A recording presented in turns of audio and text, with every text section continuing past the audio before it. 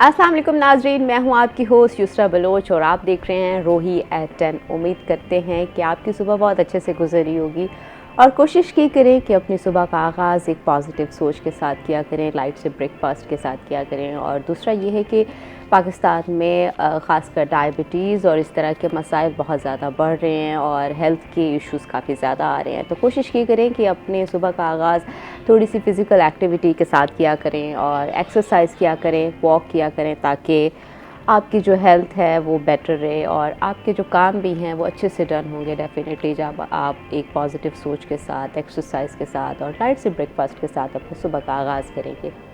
तो नाज़रीन, आज हम बात करेंगे कि मुल्तान में वासा के कौन कौन से प्रोजेक्ट्स आ रहे हैं, क्या काम हो रहा है, डिजिटलाइजेशन के ऊपर क्या काम हो रहा है मुल्तान की, और कौन कौन से मंसूबे लाए जा रहे हैं। इसके ऊपर आज हमारे साथ स्टूडियो में मौजूद है डिप्टी मैनेजिंग डायरेक्टर वासा ज़ीशान शौकत कुंदल। सर, आपको वेलकम करते हैं। बहुत शुक्रिया, मेहरबानी, थैंक यू कि आपने इनवाइट किया। कैसे हैं सर आप? अल्लाह का शुक्र, बिल्कुल ठीक ठाक। उसके साथ हम हफ्ते भर की स्टोरीज़ के ऊपर बात करेंगे। हमारे सीनियर रिपोर्टर गोहर रहमान हमारे साथ मौजूद हैं। गोहर, आपको वेलकम करते हैं। शुक्रिया युसरा।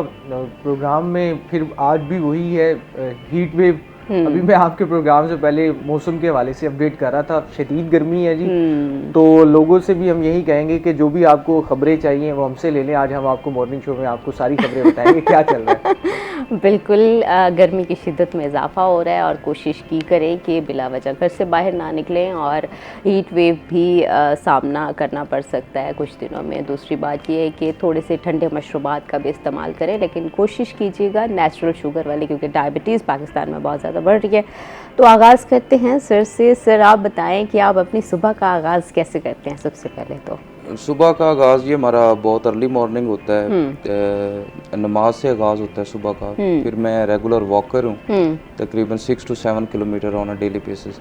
जैसा कि मुझे बड़ा अच्छा लगा कि आपने लोगों को अवेयरनेस, लोगों के दरमियान अवेयरनेस क्रिएट करने के लिए आपने लोगों को बताया कि सुबह का आगाज़ अपना जो है वो लाइट से ब्रेकफास्ट करें। बहुत से लोग हैं जो सुबह ब्रेकफास्ट नहीं करते। तो इसके अलावा आपने डायबिटीज़ के बारे में बताया और इसके अलावा आपने मशरूबात के बारे में बताया कि हीट वेव में जो हेल्दी मशरूबात है वो लोग यूज़ करें। तो ये एक अच्छा है कि लोग फैमिलीज़ के साथ प्रोग्राम्स देख रहे होते हैं और उनके दरमियान इस हवाले से जो आगाही है वो पैदा हो। बिल्कुल बिल्कुल सर।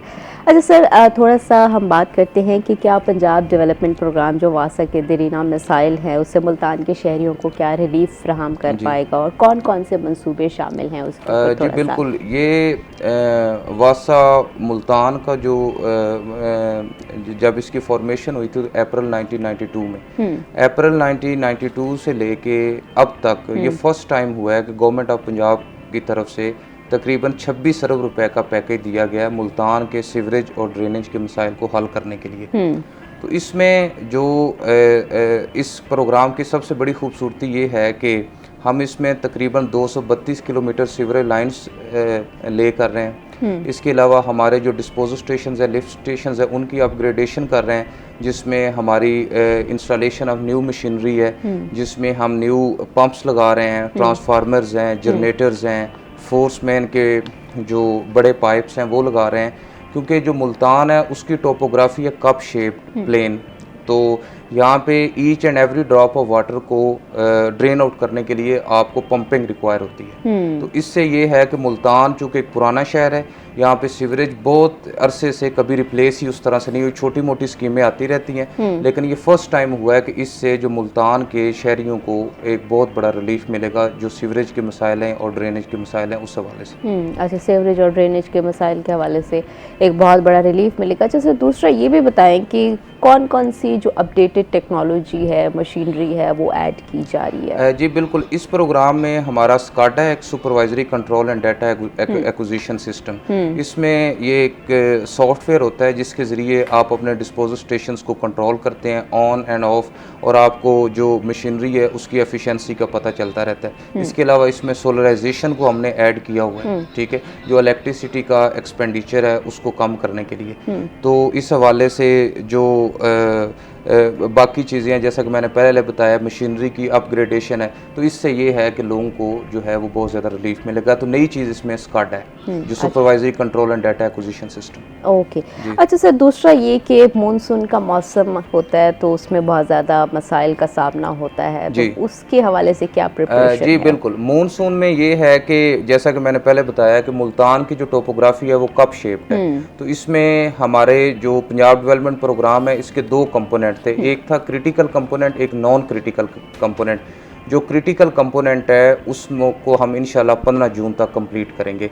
तो 15 जून से आपको पता है प्री मानसून तकरीबन स्टार्ट हो चुका होता है, तो इससे लोगों को इंशाल्लाह बहुत ज़्यादा रिलीफ मिलेगा। ये जो हमने क्रिटिकल कंपोनेंट है इसमें हम जो क्रिटिकल डिस्पोजल स्टेशन से उनकी अपग्रेडेशन हो रही है, साइट के ऊपर काम हो रहा है, डे एंड नाइट काम हो रहा है। इसके अलावा आपने शहर के मुख्तलिफ इलाकों में देखा होगा, जैसे हुसैन अगाई है, निश्तर रोड है, ये MDA चौक आपके करीब है, यहाँ पे हमारे जो प्रोजेक्ट्स हैं वो शुरू हैं। और इस प्रोग्राम की खूबसूरती ये भी है कि ऐसे एरिया जो सीवरेज की फैसिलिटी से 50-60 साल से या कभी वहाँ पे एग्जिस्ट ही नहीं करता और 50-60 साल से वहाँ पे सेटलमेंट है और लोगों को पास कोई सीवरेज फैसिलिटी नहीं है, ऐसे बहुत से एरियाज में हमने सीवरेज ले कर ली है। अब इसकी मैं आपको मिसाल देता हूँ, बस्ती सूरज कुंड का एरिया है, ठीक है, ये आपका साउथ वाली साइड पे है, बस्ती कायापुर है, इसके अलावा नॉर्थ वाली साइड पे आ जाए बस्ती 9 है, बस्ती सियाला है, इसके अलावा हमारी सेंट्रल साइड है, वहाँ पे मुश्ताक नगर है, और बहुत सी ऐसी आबादी हैं जहाँ पे सीवरेज की फैसिलिटी एग्जिस्ट ही नहीं करती। तो हमने बहुत सी जगहों पे सीवरेज सिस्टम ले कर लिया है और इससे लोगों का जो लिविंग स्टैंडर्ड है वो इम्प्रूव होगा। और इसके साथ साथ हम लोगों को टफ पेवर्स भी लगा के देंगे और प्रॉपरली उनको जो है वो फैसिलिटेशन मिलेगी इस प्रोग्राम से। और ये पंजाब गवर्नमेंट का बहुत बड़ा एहसान है, मैं कहूँगा मुल्तान में, कि इतना बड़ा पैकेज फर्स्ट टाइम दिया गया सीवरेज और ड्रेनेज के मसाइल को हल करने के लिए। सीवरेज और ड्रेनेज के मसाइल को हल करने के लिए 26 अरब भी दिया गया है। अच्छा, गोहर की तरफ चलते हैं, थोड़ी सी हफ्ते भर की स्टोरीज़ के मतलब भी जानते हैं। गोहर ईद करीब है और मुल्तान डिवीज़न में मंडियाँ सज गई हैं, ईद की तैयारियाँ शुरू हो चुकी है और गैर कानूनी मंडियों के ख़िलाफ़ क्रैकडाउन जारी है, उसके ऊपर क्या कहेंगे आप? बिल्कुल जी, शुक्रिया आपका, आपने बात करने का मौका दिया। हमारे साथ मौजूद हैं ज़ीशान शौकत गोंदल साहब। 26.5 अरब रुपए की बात ज़रूर होती है, इसकी एग्जीक्यूशन किस तरह से होनी है, तो इसके लिए हमारे पास टीम का होना बड़ा ज़रूरी है। तो मुल्तान की खुशकिस्मती जहाँ पर कहें, जहाँ पे ज़ीशान साहब ने कहा कि पंजाब गवर्नमेंट ने इतनी बड़ी रकम दी है और इस मसले को समझा है, इसको सीरियस लिया है, वहीं पर पंजाब गवर्नमेंट ने इस पर भी काम किया, हाउसिंग डिपार्टमेंट ने इस पर भी काम किया है कि ऐसी टीम दी जाए जो इसको एग्जीक्यूट कर सके। तो इस वक्त वासा मुल्तान के पास एक ऐसी टीम मौजूद है, MD वासा फैसल शौकत, ज़ीशान शौकत गोंदल साहब, ये वो अफसरान है, मैं इनसे जब भी मेरी मुलाकात होती है तो ये हर वक्त इसी उसमें लगे रहते हैं कि लोगों के मसाइल किस तरह से हल किए जा सके हैं। क्योंकि आप सीवरेज के मसाइल को इस वक्त जानती हैं, आप भी देखती हैं कि पूरे मुल्तान में इस वक्त बेवक्त तकरीबन को 40 के करीब स्कीमों के ऊपर काम हो रहा है। 40 एक ऐसे स्पॉट्स हैं जहाँ पर वासा के हवाले से लाइनें बिछाई जा रही हैं। तो उसमें चैलेंज यही है कि आपने वो सीवरेज लाइन भी बिछानी है और वहीं पर जो पुराना सीवर है उसको बहाल भी रखना है ताकि लोगों को दुश्वारी कम से कम हो।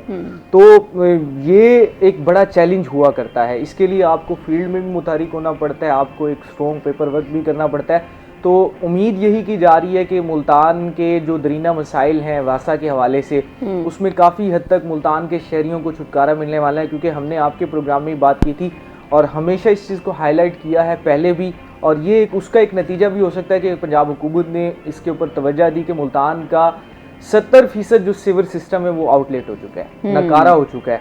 इस वक्त उस नकारा सीवर सिस्टम को चलाना एक बड़ा चैलेंज भी था, उसकी रिप्लेसमेंट एक चैलेंज है। अभी मैं आपको एक और मज़े की बात मैं आपको बताता हूँ कि 26.5 अरब रुपए में मुल्तान के मसाइल हल होने वाले नहीं है। जब मैं आपको 70% से 80% सीवर सिस्टम के नकारा होने की बात कर रहा हूँ तो हमें तकरीबन कोई 250 से 200 अरब रुपए जो है वो मुल्तान का पूरा सीवर सिस्टम बदलने के लिए चाहिए, जिसके लिए हमें मज़ीद फंड्स भी दरकार होंगे। लेकिन ये है कि इन फंड्स मिलने से जो हमारे इलाके जो मुतासिर होते थे, हम देखते थे खूनी बुर्ज का इलाका वो पानी में डूब जाता था, वहाँ से रिलीफ मिलेगा। हुसैन आगाई जो पंजाब की सबसे बड़ी इलेक्ट्रॉनिक्स मार्केट भी है, मरकज़ भी है, और आप चौक बाज़ार की जानिब जाएँ, वो बड़ा मुश्किल काम है। चौक बाज़ार पे बड़ी चढ़ाई है, वहाँ पे अगर आपने सीवर सिस्टम को बिछाना है तो वो काम मुकम्मल हुआ। इसके अलावा चुंगी नंबर 6 के ऊपर तो शहरी जो है वो इस वक्त हमसे सवाल भी करते हैं कि क्या हो गया जी, पूरा शहर को उखाड़ दिया, तो भाई मैं डिप्टी मैनेजिंग डायरेक्टर वासा से भी कहूँगा कि वो इस मसले को शहरियों को एड्रेस ज़रूर करें, लोगों को गाइड ज़रूर करें, उन्हें बताएं कि ये जो हम काम कर रहे हैं ये ज़रूरी है, ये उससे ज़्यादा ज़रूरी है जो इस वक्त आपको मसाइल फेस करना पड़ रहे हैं। तो ये चीज़ें हैं। अब हम आ जाते हैं जी मवेशी मंडियों के हवाले से। ईद की आमद है जी, मवेशी मंडियाँ सज चुकी हैं पूरे तरीके से, मुल्तान में भी सजाई गई हैं और जो इस वक्त सबका रुख जो है वो मवेशी मंडियों में है। लेकिन मसला वही आ रहा है जो हमने प्रोग्राम के आगाज़ में बात की, इस वक्त शदीद गर्मी है जी, हीट वेव है, जिससे इंसान भी परेशान है, वहीं पर जानवर भी परेशान है। और वहीं पर इंतज़ामिया के लिए बड़ा चैलेंज यही है कि किस तरह से इंतज़ामात को बेहतर बनाया जा सके। इस बार बड़ी अच्छी चीज़ें देखने को मिल रही हैं कि इलीगल जो कैटल मार्केट्स मंडियाँ सजाई जाती थी उनके खिलाफ क्रैकडाउन किया गया है। कल एक बड़ा एक्शन लिया गया है मुल्तान में, सामूराना के मुकाम के ऊपर इलीगल मवेशी मंडी लगाई जाती थी। इसके बाद जो मेन मरकज़ी मंडी है मॉडल कैटल मार्केट जसवंत नगर की जानिब वो रास्ता जाता है, वो ब्लॉक हो जाता था और बड़ी दुश्वारी का सामना करना पड़ता था। तो इस बार इंतज़ामिया पूरे तरीके से फोकस कर रही है मुल्तान की मॉडल कैटल मार्केट जसवंत नगर पे। तो वहाँ पर शेड्स भी बना दिए गए हैं और कमिश्नर मुल्तान आमिर करीम खान ने बड़ी डायरेक्शन दी है जी कि लोग जो वहाँ पर आ रहे हैं उन्हें सहूलत दें, जानवरों के लिए पानी का इंतज़ाम करें, हमें उनका भी ख्याल करना है। जानवर या बेज़ुबान हैं, ये ना हो वो तकलीफ़ में हों। और इसके साथ साथ जो बुज़ुर्ग शहरी बच्चे वहाँ पर बड़ी तादाद में, बच्चों की आपको पता है बड़ी एक्टिविटी होती है, जानवर को ख़रीदारी करना, उसको लेकर आना, तो उनके लिए पानी का इंतज़ाम किया जाए, सायेदार जगह का फराहम किया जाए। तो कल उसके ऊपर काम भी हो गया, तो ये कुछ अच्छी चीज़ें भी हैं। लेकिन जो व्यापारी हैं वो इस वक्त बड़े परेशान दिखाई देते हैं। जो मंडी में गौहर, एक ये भी बात आ रही है कि पंजाब गवर्नमेंट की तरफ से ये डायरेक्शंस आई हैं कि घरों के बाहर जानवर बांधने पर कोई पाबंदी है। इस खबर पे कोई सदाकत है और पीरा इसको इन्फोर्स कराएगी कि नहीं बांधने चाहिए? देखिए, जो जानवर है ना जी, वो उसका एक ड्यूरेशन है। कुछ लोग इसको, आपको हमने एक एक्टिविटी पहले भी हमने भी डिस्कस की है कि इलीगल जो भाना जात है जो उनके खिलाफ क्रैकडाउन कारपोरेशन किया करती है, जिले कौंसिल किया करती है, ताकि जो शहर को साफ रखा जा सके, उन्हें शहर से बाहर मुंतकिल किया जा सके। ये भी उसकी एक कड़ी है। लेकिन ये उस तरह का एक्शन नहीं होगा क्योंकि ईद का मौका है तो लोगों ने परचेजिंग करनी है। लेकिन जो लोग पहले से लाकर, काफ़ी ये क्रैकडाउन उनके खिलाफ है जो छोटे छोटे से पॉइंट्स बनाकर सेल आउट कर रहे हैं। आपने देखा होगा लोग 10-10, 15-15, 20-20 जानवर ले आते हैं, फिर उन्हें करीब ही कहीं एक प्लॉट या आइडेंटिफाई कर लेते हैं एक साइट, तो उस एरिया को, कॉलोनी में उन्हें सेल आउट किया जाता है। इवन के रोड्स के साइड्स में भी देखने को मिलता है, कभी गुजर रहे हो तो मिलता है कि 4-5 जानवर लेके लोग ठहरे हुए होते हैं। बिल्कुल बिल्कुल। जो सेल परचेज का प्रोसेस है वो उसके लिए मंडियां कायम की गई हैं ताकि वहाँ पर सहूलत भी हो। क्योंकि वहाँ मंडी में आप ये नहीं देखते कि सिर्फ आपको वो जगह फराहम नहीं की जाती, वहाँ पर जानवरों का पूरा एग्जामिन होता है। अगर कोई जानवर बीमार हो तो उसके लिए क्वारंटीन सेंटर बनाया गया है, उसे क्वारंटीन करवाया जाता है, उसका इलाज किया जाता है। और इस हवाले से हमने एक खबर ब्रेक भी की है महकमा सेहत की जानिब से। वो यही है कि कांगों के हवाले से अलर्ट भी जारी किया गया है, क्योंकि इतनी बड़ी तादाद में जानवरों की मूवमेंट होती है तो कांगों के फैलाव का खतरा होता है। ये बीमारी एक पुरानी बीमारी है, लेकिन अभी भी पाकिस्तान में इसके कुछ केसेस रिपोर्ट हो जाते हैं और वो जानवरों से इंसानों में मुंतकिल होती है। तो कांगों के हवाले से खुसूसी तौर पर इंतजाम किए जाने, ये तमाम जो क्रैकडाउन हैं ये उसकी एक कड़ी होते हैं कि लोगों को ज़्यादा उससे बचाया जा सके। तो पीरा फोर्स एक्शन ज़रूर लेगी, लेकिन जी परेशान आपने नहीं होना। अगर आप कुर्बानी के लिए जानवर ला रहे हैं तो आपके पास इतना टाइम है कि चांद नज़र आ गया, आप उसे 8 से 10 दिन अपने पास रख सकते हैं, उसकी खिदमत कर सकते हैं। क्योंकि एक बड़े फेस्टिवल का समा होता है, बच्चे उसके साथ बड़े इन्वॉल्व होते हैं जानवर के साथ, तो उनके खिलाफ कोई एक्शन नहीं होगा। लेकिन अगर इलीगल परचेज और उसकी सेल करेंगे तो आपके खिलाफ क्रैकडाउन ज़रूर होगा। अच्छा गौहर, आप मंडी की कवरेज भी कर रहे हैं, जा भी रहे हैं, ऑब्वियसली तो फील्ड में जा रहे हैं, क्या सिचुएशन है बकरों की? और जानवर महंगे हैं किस तरह से, क्योंकि पेट्रोल प्राइसेस बहुत ज़्यादा हाइक पे चली गई, उससे भी क्या अफेक्ट आ रहा है? लोग परेशान हैं या ख़रीद रहे हैं, किस तरह की सिचुएशन है? जी, पिछले सालों के मुकाबले में बात की जाए ना तो शहरियों के लिए तो अच्छी खबर यह है कि मंडी डाउन जा रही है। अच्छा, डाउन जा रही है। कीमतें जो हैं वो बड़ी कम हैं, लेकिन इतनी भी कम नहीं है। लेकिन इसमें एक मैं आपके साथ एक चीज़ जो शेयर कर रहा हूँ वो बड़ी अहम है। जहाँ पर कीमतें कम हुई हैं वहीं पर लोगों की जो परचेज पावर है वो भी कम हुई है। लोगों की जो महंगाई का जो साइकिल रहा है पिछले 1 साल में, और जो हालिया जो पेट्रोलियम मसनूआत की कीमतों में इजाफा हुआ है, उसके बाद एक पूरी जो तमाम जो कमोडिटीज़ थी उनकी कीमतों में भी इजाफा हुआ है। तो ओवरऑल जहाँ पर कीमतों में कमी हुई है वहीं पर लोगों की परचेज पावर में भी कमी हुई है। तो परचेज पावर कम होने से लोगों के लिए कीमतें अभी भी ज़्यादा ही हैं। वहीं पर जो व्यापारी है वो जी तैयार नहीं है कम में फ़रोख्त करने के हवाले से किसी सूरत भी, क्योंकि वो कहता है जी मेरे तो अखराजात इसके ऊपर एक्सपेंडिचर्स बहुत ज़्यादा हुए, इतना तो मैंने इसके ऊपर इन्वेस्ट किया है। तो दोनों चीज़ें जो है ना एक साथ चल रही है। अगर आप जी सस्ता जानवर ख़रीदना चाहते हैं तो एडवाइस यही है जी, हम भी मंडी में घूम रहे हैं, थोड़ी मेहनत करनी पड़ेगी, आपको घूमना पड़ेगा। और अगर आप घूम लेंगे तो आपको जानवर जरूर मिल जाएगा। ज़ीशान साहब से हैं, जरा इनसे भी पूछो इन्होंने लिया है कोई जानवर। बस ये अभी पूछते हैं, अभी जा रहे हैं ब्रेक पे, ब्रेक से वापस आएंगे तो ज़ीशान साहब से भी यही पूछते हैं। नाजरीन हमारे साथ रहिएगा, कहीं मत जाइएगा। वेलकम बैक नाजरीन। इससे पहले हम बात कर रहे थे हफ्ते भर की स्टोरीज़ के ऊपर, अभी हम बात करते हैं थोड़ी सी वासा के ऊपर भी। सर अच्छा, वासा मुल्तान की जो डिजिटलाइजेशन का मंसूबा है वो कहाँ तक पहुँचा है? जी बिल्कुल, अभी जैसा कि मैंने पहले बताया है, जो हमारा स्काडा है वो अभी प्रोसेस में है। हम इंशाल्लाह इसको जल्द से जल्द कंप्लीट करेंगे। और SCADA basically supervisory control and data acquisition system होता है। ये एक सॉफ्टवेयर होता है जिससे आप जो मशीनरी का ऑपरेशन है उसको कंट्रोल करते हैं। जी अच्छा, दूसरा सर साथ में ये भी ऐड कर देती हूँ कि मानसून के प्लान के तहत कितने मुकामात पर जो इंटर ड्रेनेज सिस्टम है वो उसके ऊपर भी थोड़ा सा बता दीजिए। जी बिल्कुल, मानसून के जो मानसून सीज़न में हमारे 12 क्रिटिकल पॉइंट्स हैं शहर में, जहाँ पे हमारे मानसून कैंप्स लगते हैं और स्टाफ की ड्यूटी होती है 24/7। यहाँ पे हम मशीनरी डिप्लॉय करते हैं। तो इस दफ़ा हमने ये किया है कि जो हमारे क्रिटिकल पॉइंट्स है वहाँ पे बहुत से मकामात पे हमने बोर्स कर दिए हैं, कुछ मकामात पे रह गए हैं, वो भी इंशाल्लाह बहुत जल्द कंप्लीट हो जाएंगे। तो इससे लोगों को बहुत रिलीफ मिलेगा। बोर होल्स का ये है कि जो आपका बारिश का पानी है वो ज़ेरे ज़मीन ट्रांसफ़र हो जाएगा और it will help to recharge underground water, it will raise the underground water level. ठीक ठीक। अच्छा सर, दूसरा ये भी बता दें, ईद का मौका है और अभी गोहर से भी बात कर रहे थे हम बकरे की, और मेरे ख्याल में आपने भी यकीनन ले लिया होगा अभी? नहीं, अभी तो नहीं लिया, अभी ले रहे हैं। अभी ईद से 1 से 2 दिन पहले लेंगे। अच्छा, तो क्या लग रहा है, महंगे हैं या बकरे नहीं महंगे? अभी पूछा नहीं उनसे कोई, अभी गौर साहब ने बताया कि ज़रा मंडी डाउन जा रही है। अच्छा, तो अकॉर्डिंगली, और इसमें यही है कि अल्लाह ताला साहब के लिए आसानियाँ पैदा करे, और इसमें यह जो हर बंदा अपनी इस्तिताअत के मुताबिक कुर्बानी। बिल्कुल ऐसे ही है, बिल्कुल। अच्छा सर, ईद पर वासा का जो ऑपरेशन है वो किस तरह चलाया जाएगा, और दूसरा ये कि ताकि शहरियों को ईद पर भी रिलीफ मिल सके? जी बिल्कुल, ईद पे हमारा एक प्रॉपर SOP होता है जो हम जारी करते हैं, जिसमें हम इंश्योर करते हैं कि लोगों को पीने का साफ़ पानी राउंड द क्लॉक मिले, क्योंकि ईद पे जो पानी की कंजम्पशन है वो बढ़ जाती है, ज़ाहिर है लोगों ने कुर्बानियाँ करनी होती है। और इसके अलावा हमारे जो कंप्लेंट सेंटर है वो राउंड द क्लॉक फंक्शनल होते हैं, हमारा स्टाफ अवेलेबल होता है, और किसी एरियाज़ में अगर कोई वाटर शॉर्टेज होती है तो हम वाटर बोजेस डिप्यूट करते हैं। इसके अलावा हमारी तमाम machinery, suction units, jetting unit, watering sets, हम जो क्रिटिकल पॉइंट्स पे हैं उनको हम डिप्यूट कर देते हैं। इसके अलावा हम मसाजिद को फोकस किया है कि बहुत सी मसाजिद थी जहाँ पे पानी के इश्यूज़ होते हैं, हमने वहाँ पे डीसिल्टिंग करवा दी है।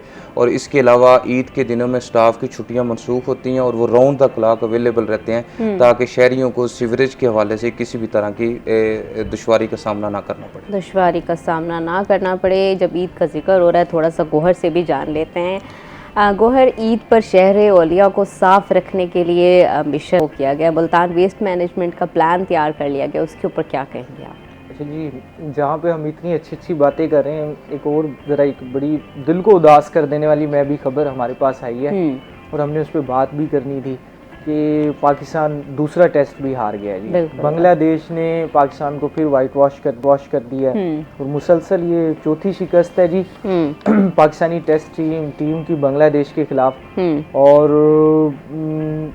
पता नहीं किसकी नज़र लगी है जी, पाकिस्तानी क्रिकेट को एक ही खेल था जो लोगों को खुशी दिया करता था कि अब हम बांग्लादेश से भी हार रहे हैं और मुसलसल हमारी शिकस्त का हमें सामना करना पड़ रहा है। और ये आज दूसरा टेस्ट था, उम्मीद थी इसमें पाकिस्तान कर जाएगा। जिस तरह से आगाज़ हुआ, बाबर आजम पहली इनिंग में लेकर चले पाकिस्तान को, अब वो दूसरी इनिंग में फिर रिजवान ने थोड़ा सा सहारा दिया, तो कहीं ना कहीं पे एक पाकिस्तानी टीम में एक बड़ा मसला आ रहा है। जो ये लड़के हैं जो जिनको सिलेक्ट किया है, जो खेलते हैं, ये अपनी टीम और अपनी कौम के लिए नहीं खेलते, बल्कि ये अपनी ज़ात के लिए खेलते हुए दिखाई देते हैं। कि अगर किसी ने 50 रन कर लिए तो वो समझता है कि मेरी अगले मैच के लिए जो मेरे जो चांसेस हैं वो बढ़ गए हैं, मेरी जो जगह है वो पक्की हो गई है। तो इस चीज़ को पाकिस्तानी टीम को ना देखना होगा, जो मैनेजमेंट है उसे देखना होगा। उन्हें ऐसे प्लेयर्स शामिल करने होंगे जो अपने लिए ज़ात के लिए ना खेलें, बल्कि टीम के लिए, अपनी कौम के लिए खेलें। तो बांग्लादेश से अभी हमें वाइट वॉश का सामना करना पड़ा है। वर्ल्ड टेस्ट चैम्पियनशिप में हमारे सफ़र का आगाज़ होते ही तकरीबन ख़त्म होने के करीब आ गया। बड़ा मुश्किल हो जाएगा जब आप बांग्लादेश से भी हार जाते हैं। और ये एक बुरी खबर थी जी। और हम आगे से के फैंस के लिए डेफिनेटली यही है कि इन तमाम जो हमने चीज़ें मसाइल देखे, जो कमज़ोरियाँ देखी, पाकिस्तानी क्रिकेट बोर्ड उनके ऊपर काम करेगा। जिस तरह से चेयरमैन पीसीबी मोहसिन नकवी काम कर रहे हैं, टीम को सपोर्ट कर रहे हैं, खिलाड़ियों को सपोर्ट कर रहे हैं, उस तरह के रिजल्ट्स नहीं मिल पा रहे। तो क्या वजूहात क्या हैं कि सपोर्ट भी मिल रहा है, उसके बावजूद भी वो रिजल्ट्स हमें नहीं मिल रहे? इससे पहले बहुत अच्छा हमारी टीम खेलती रही है। क्या लॉबिंग बहुत ज़्यादा हो रही है, उसमें बहुत ज़्यादा हमारे प्लेयर्स बिजी हैं, या किसी जो प्रैक्टिस करनी है, जो गेम हमने देनी है, वो रिजल्ट्स हमें नहीं मिल रहे? वजूहात क्या है इसके पीछे कि इतना ज़्यादा हम डाउनफॉल में जा रहे हैं? पहले इतनी अच्छी क्रिकेट खेल रहे थे हम। बिल्कुल जी, आपने खुद ही एक निशानदेही कर दी है कि टीम में कहीं ना कहीं पर लॉबिंग मौजूद है। कहीं पर जो ग्रुप बंदी है प्लेयर्स के दरमियान वो मौजूद है। वही ग्रुप बंदी जो है वो पाकिस्तानी टीम के लिए बड़ी खतरनाक भी है। और चेयरमैन पीसीबी ने जिस तरह से कहा था मोहसिन नकवी साहब ने कि जो भी ये करेगा उसके खिलाफ एक्शन होगा, तो मेरे ख्याल से अभी एक्शन का वक्त भी है कि जो ये कर रहा है, जो इस चीज़ को लीड करे, हम किसी को नॉमिनेट तो नहीं करते, लेकिन सारी चीज़ें वो सबके सामने है। चेयरमैन पीसीबी भी जानते हैं, उनकी टीम भी जानती है, तो उनके खिलाफ एक्शन भी होना चाहिए। क्योंकि हम मुसलसल आ रहे हैं। हमने आईसीसी वर्ल्ड कप हो, उसमें भी हमें शिकस्त का सामना पड़ा। हम ग्रुप स्टेज में हमने देखा कि हमें यूएसए की टीम से शिकस्त खाना पड़ी। इसके अलावा चैम्पियन ट्रॉफी में हम ग्रुप स्टेज से आगे नहीं बढ़ सके। अब ये सीरीज़ आई है तो अब इसमें भी हम आगे नहीं बढ़ पा रहे। तो ओवरऑल पूरा जो स्ट्रक्चर है, सिलेक्शन कमेटी है, उसको भी रिव्यू करने की ज़रूरत है कि जिस प्लेयर की जिधर जगह है उसको वहाँ पर एडजस्ट किया जाए और उसे पूरे तरीके से मौका दिया जाए। ये ना हो कि एक मैच के लिए सिलेक्ट आपने कर लिया, 2 मैचेस के लिए कर लिया। और मेरी एक सजेशन ये भी है कि जो ये इस वक्त टीम में हमारे जो लड़के खेल रहे हैं, ये डोमेस्टिक क्रिकेट नहीं खेलते। डोमेस्टिक क्रिकेट से ये कोसों दूर है। जब आप अपनी डोमेस्टिक क्रिकेट को अहमियत नहीं देंगे, जब आप अपने डोमेस्टिक को स्ट्रक्चर को अहमियत नहीं देंगे, अभी आप देखेंगे बाबर आजम जो थे वो इनफॉर्म दिखाई देते थे पूरी सीरीज़ में, वर्ल्ड कप में भी, लेकिन बाबर ने नेशनल T20 खेला, उसके बाद खेला, सब जगह परफॉर्म किया, तो बाबर आजम की फॉर्म वापस आ गई। तो हम जो टीम भी सिलेक्ट करें वो PSL बेस्ड पे कर रहे हैं। हमें PSL बेस के ऊपर टीम सिलेक्ट नहीं करनी, बल्कि हमें अपना जो डोमेस्टिक का स्ट्रक्चर है उसमें नेशनल T20 है, इसके अलावा हमारी प्रेसिडेंट कप है, मुख्तलिफ डोमेस्टिक के क्लब मैचेस हैं, तो इनको प्लेयर्स को कहना चाहिए कि पहले आप उधर परफॉर्म करें। अगर आप उधर परफॉर्म करेंगे तो आपको नेशनल टीम में लिया जाएगा। किसी एक मैच की बुनियाद के ऊपर, PSL के फ्रेंचाइज के मैच की बुनियाद के ऊपर टीम के अंदर किसी को ना तो कप्तानी मिलनी चाहिए, ना ही किसी को नायब कप्तान बनाना चाहिए, ना ही किसी की सिलेक्शन होनी चाहिए। तब तक ये हम बेसिक स्ट्रक्चर को अपना ठीक नहीं करेंगे, तब तक मुझे लगता है कि ये रिजल्ट्स नहीं मिल सकेंगे। ये रिजल्ट्स नहीं मिल सकेंगे। नाजरीन, डेफिनेटली जो क्रिकेट के शायकीन हैं, बहुत बड़े फ़ैन हैं, उनके लिए तो ये बुरी खबर है, लेकिन उम्मीद करते हैं कि दोबारा हमारी क्रिकेट उसी तरह से परफॉर्म करेगी जिस तरह से पहले कर रही थी। अभी हम जाते हैं ब्रेक पे, हमारे साथ रहिएगा, कहीं मत जाइएगा। वेलकम बैक नाजरीन। हम पहले बात कर रहे थे क्रिकेट के ऊपर। डेफिनेटली क्रिकेट वाले जो फ़ैन हैं वो बहुत ज़्यादा परेशान होंगे कि क्रिकेट की सिचुएशन इतने ज़्यादा बेटर नहीं है। तो सर से अभी फ़िलहाल वासा के ऊपर बात कर लेते हैं। सर, अच्छा ये बताएं कि लोग बड़े परेशान हैं क्योंकि बहुत सी जगहों पे रोड्स जो हैं वो टूटे हुए हैं, कंस्ट्रक्शन का काम चल रहा है, तो उसके ऊपर क्या कहेंगे? थोड़े सा लोगों को भी तसल्ली दें, ताकि क्योंकि लोग बड़े परेशान हैं, वो कहते हैं जहाँ से जाएँ रोड टूटा हुआ है, सीवरेज लाइन्स बिछ रही हैं। जी बिल्कुल, इसमें हम ये इंश्योर कर रहे हैं कि ऑफ कोर्स सीवरेज लाइन फिर ही ले हो सकती है जब आप पहले खुदाई करेंगे। तो इससे ये है कि ये वन टाइम थोड़ी सी इनकन्वीनियंस होती है जो कि हम शहरियों से माजत खां हैं, और इसमें हम ये इंश्योर कर रहे हैं कि जैसे जैसे हम लाइन ले कर रहे हैं वहाँ पे जो एक्सकेवेटेड मटेरियल है, मलबा है, उसको हम क्लियर करते जाएं। अब इसकी मैं मिसाल देता हूँ, जैसे निश्तर रोड है, उसके अपोजिट निश्तर हॉस्पिटल है, वहाँ पे साउथ पंजाब के तकरीबन तमाम लोग वहाँ से आते हैं, तो वहाँ पे तकरीबन 1 किलोमीटर हमारी जो है वो लाइन लगनी थी, तो वो हम इंशाल्लाह अगले नेक्स्ट 2 डेज़ में उसको क्लियर करेंगे। इसके अलावा हुसैन अगाई बाज़ार में आपको पता है काम करना बड़ा मुश्किल था, बड़ा कंजेस्टेड था, और वहाँ पे तकरीबन 17 फीट डेप्थ पे हमने काम किया है। तो अभी मैंने तमाम ठेकेदारों को ये भी हिदायत की है कि ईद से पहले किसी भी जगह पे कोई मैनहोल अनकवर्ड ना हो, इसके अलावा जो कोई भी खुदाई है वो अनअटेंडेड ना हो, हम प्रॉपर्ली बैकफिल करें और जो मेन रोड्स हैं उनको क्लियर करें ताकि लोगों को किसी भी तरह की दुश्वारी का सामना ना करना पड़े। जी ठीक। अच्छा सर, दूसरा ये भी कि पहले बिल अदा करें, उसके बाद मसाइल हल होंगे, और एक बहुत खुशाइन बात भी ये है कि 23.5 करोड़ की रिकवरी भी की, उसके ऊपर क्या कहें? जी बिल्कुल, इसमें हमारी ये है शहरियों से गुजारिश के चूँकि हम सीवरेज वाटर सप्लाई की सर्विसेज प्रोवाइड कर रहे हैं, इसके अलावा हमारा टोल फ्री हेल्पलाइन नंबर है 1334। अगर किसी को भी सीवरेज के हवाले से, वाटर सप्लाई के हवाले से कोई मसले मसाइल होते हैं तो वो वहाँ पे अपनी कंप्लेंट दर्ज करवा सकते हैं। अप्रैल में अल्लाह का शुक्र है कि हमारी काफ़ी अच्छी रिकवरी रही, तकरीबन 23.5 करोड़ हमने रिकवरी अचीव की, और हमारा इंशाल्लाह टारगेट है कि हम इसको 30 करोड़ पे लेके जाएंगे। आहिस्ता आहिस्ता मेहनत कर रहे हैं, और उसमें हमारे जो क्रोनिक डिफ़ॉल्टर्स हैं उन पे फोकस कर रहे हैं, उनके हम कनेक्शंस भी डिस्कनेक्ट कर रहे हैं, और एज़ पर रूल्स जो हैं उनके ख़िलाफ़ हम एक्शन भी ले रहे हैं ताकि हमारी जो आमदन का इन्हिसार है वो रिकवरी पे है। तो हम यही शहरियों से गुजारिश करेंगे, चूँकि हम उन्हें सीवरेज वाटर सप्लाई की सर्विसेज दे रहे हैं। अब आप एक टैब ओपन करते हैं तो पानी आ रहा है, तो उसके पीछे पूरा सिस्टम काम कर रहा होता है, फिर वो आपके पानी आ रहा होता है। जैसे हमारा 84 ट्यूबवेल्स हैं, ठीक है, जिसके ज़रिए हम शहरियों को 3 शिफ्ट्स में पानी प्रोवाइड कर रहे हैं। इसके अलावा हमारे डिस्पोजल स्टेशंस हैं, लिफ्ट स्टेशंस हैं जो राउंड द क्लॉक जो है वो फंक्शनल रहते हैं। इसके अलावा हमारी जेटिंग और सक्शन यूनिट्स हैं जो कि दिन रात फील्ड में काम कर रहे होते हैं, हमारी डिसिल्टिंग टीम्स काम कर रही होती हैं। तो ये प्रॉपर एक सेटअप है, तो अगर हम ये ना करें 2-3 दिन तो आप देखें कि लोगों का क्या हाल होता है। तो इसलिए लोगों का बिल अदा करना बहुत ज़रूरी है। बिल अदा करना डेफिनेटली बहुत ज़रूरी है, कोशिश करें कि वक्त के ऊपर अपना बिल अदा कर दें। अच्छा सर, दूसरा ये कि मुख्तलिफ मकामात पर वासा की जानिब से फायर हाइड्रेंट्स लगाए गए, उसके ऊपर भी थोड़ा सा। जी बिल्कुल, ये पंजाब गवर्नमेंट का एक बड़ा अच्छा इनिशिएटिव था कि आपको पता है कि जो फायर्स के इंसिडेंट है मुल्तान में भी अभी रिसेंट भी रिपोर्ट हुए हैं, लेकिन अल्लाह का शुक्र है कि उसको प्रॉपर्ली जो है कंसर्न इदारों की तरफ से कंट्रोल कर लिया गया। तो ये हमने तकरीबन 24 जो फायर हाइड्रेंट्स है मुख्तलिफ मकामात पर लगाए हैं जो रेस्क्यू की तरफ से आइडेंटिफाई किए गए थे। तो उसका ये फ़ायदा है, अल्लाह ना करे किसी जगह पे कोई फायर का इंसिडेंट होता है तो हम उसको जो रेस्क्यू के लोग हैं उन्हें बड़ी फैसिलिटेशन मिलेगी विद रिस्पेक्ट टू वाटर। वो अपनी जो गाड़ियाँ उनको फिल कर सकते हैं, जो कि पहले ऐसे नहीं था। तो ये एक प्रॉपर एक अच्छा मैकेनिज्म मुल्तान के अंदर डेवलप हुआ है कि वासा ने बहुत अच्छी क्वालिटी के फायर हाइड्रेंट्स नस्ब किए हैं शहर के क्रिटिकल एरियाज में, इंक्लूडिंग जो आपका अंदरून मुल्तान है। जी ठीक। अच्छा सर, दूसरा ये भी बताएं कि वासा की जानिब से साफ़ पानी की फरहमी के ऊपर क्या कहेंगे आप? जी बिल्कुल, इसमें हम ये इंश्योर करते हैं कि हमारा जो बोर होता है उसकी तकरीबन डेप्थ है 450 फीट जो हम ज़मीन से एक्सट्रैक्ट करते हैं, और हम इंश्योर करते हैं कि लोगों को अच्छी क्वालिटी का जो है वो पानी मिले। तो इसमें ये है कि हम राउंड द क्लॉक इंश्योर कर रहे होते हैं। जिन एरियाज़ में वाटर शॉर्टेज होती है वहाँ पे हम ट्यूबवेल्स का टाइम मज़ीद बढ़ा देते हैं, और इसके अलावा कुछ ऐसे भी एरियाज़ की तरफ से कंप्लेंट्स आती हैं कि लोगों को पानी नहीं मिला। हम इवन के नाइट टाइम में भी लोगों को टैंकर्स प्रोवाइड करते हैं ताकि लोगों का जो बुनियादी हक है पोर्टेबल वाटर है वो उनको प्रोवाइड किया जा सके। बुनियादी हक है वो लोगों को प्रोवाइड किया जा सके। अब थोड़ी सी गौर से भी बात कर लेते हैं। गौर, अच्छा, ईद पर शहर औलिया के ऊपर हम देखे साफ़ रखने का मिशन लाया गया मैनेजमेंट कंपनी का, तो उस पर क्या प्लान है, क्या तैयारियां हैं, ये भी थोड़ा सा हमें अपडेट करें। बिल्कुल जी, ईद की आमद है।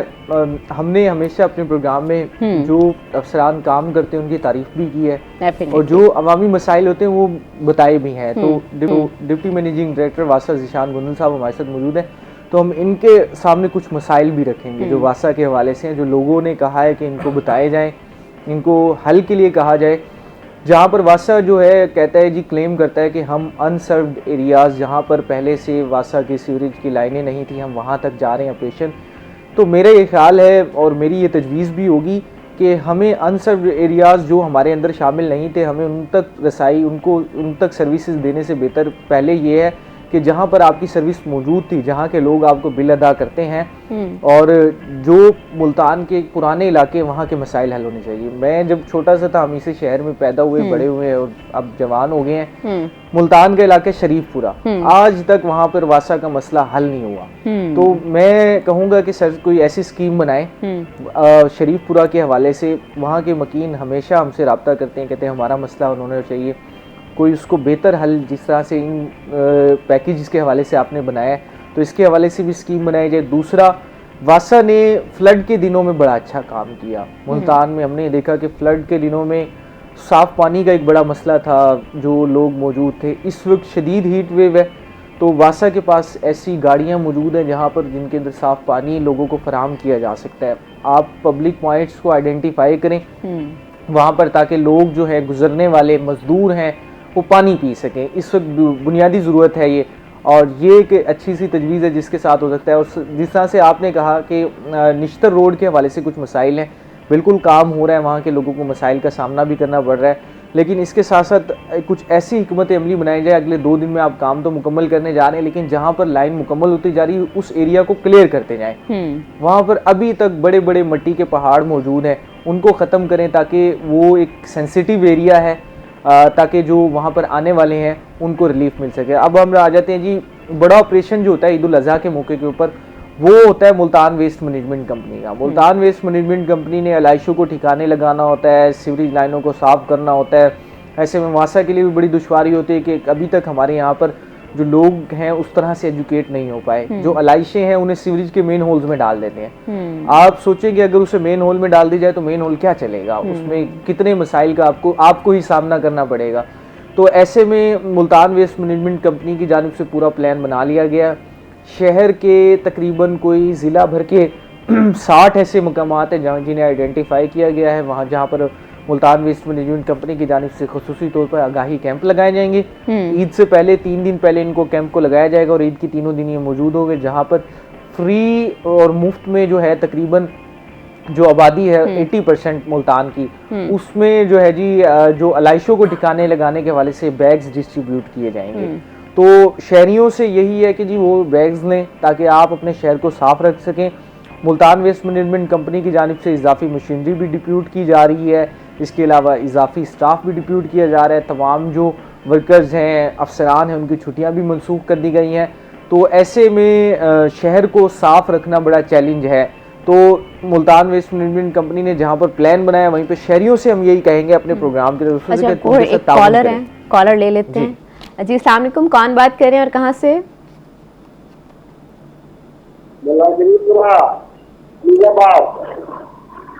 ठीक है, सवाल कीजिएगा।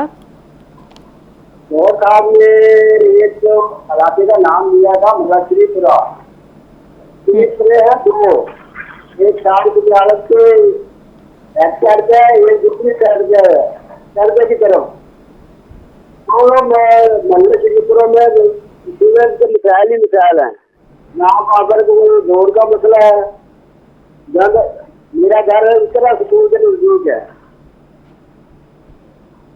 ठीक है, ठीक है, थैंक यू। आ रही है मेरी? जी जी, मैंने गौर साहब से सवाल किया था, नल्ला शरीफपुरा 2 है, ठीक आप है। कौन से महल्ले की बात कर रहे हैं? ठीक है, बिल्कुल जी, बिल्कुल बिल्कुल ठीक है जी। ठीक है, ठीक है। इस पे ये बिल्कुल क्योंकि शरीफपुरा का लैंडस्केप भी ना बढ़ता जा रहा है, वो मुल्तान में जिस तरह से बताया जोग्राफिकली तौर पर। तो डिप्टी मैनेजिंग डायरेक्टर वासा मौजूद हैं। अब ये कॉलर ने भी आपको सर बताया, इसको देखिएगा।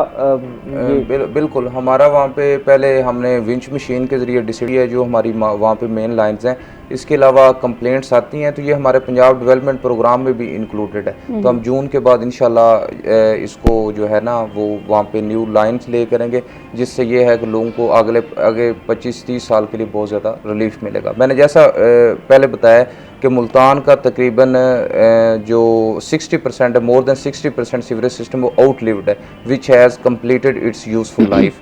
तो ऐसे एरियाज़ हैं जहाँ पे मसाइल हैं, मुश्किलात हैं, तो ये पंजाब गवर्नमेंट की तरफ से पैकेज इन मसाइल को हल करने के लिए दिया गया है, तो हम इंशाल्लाह इनको प्रॉपर्ली रिजॉल्व करेंगे। अच्छा, इसमें मैं एक चीज़ इंक्लूड कर दूं, तो सुनने वाले जब देखें वो हमारी बात को सेकंड भी करते हैं, उन्हीं की तर्जुमानी होती है जो हम अफसरान के सामने बात करते हैं।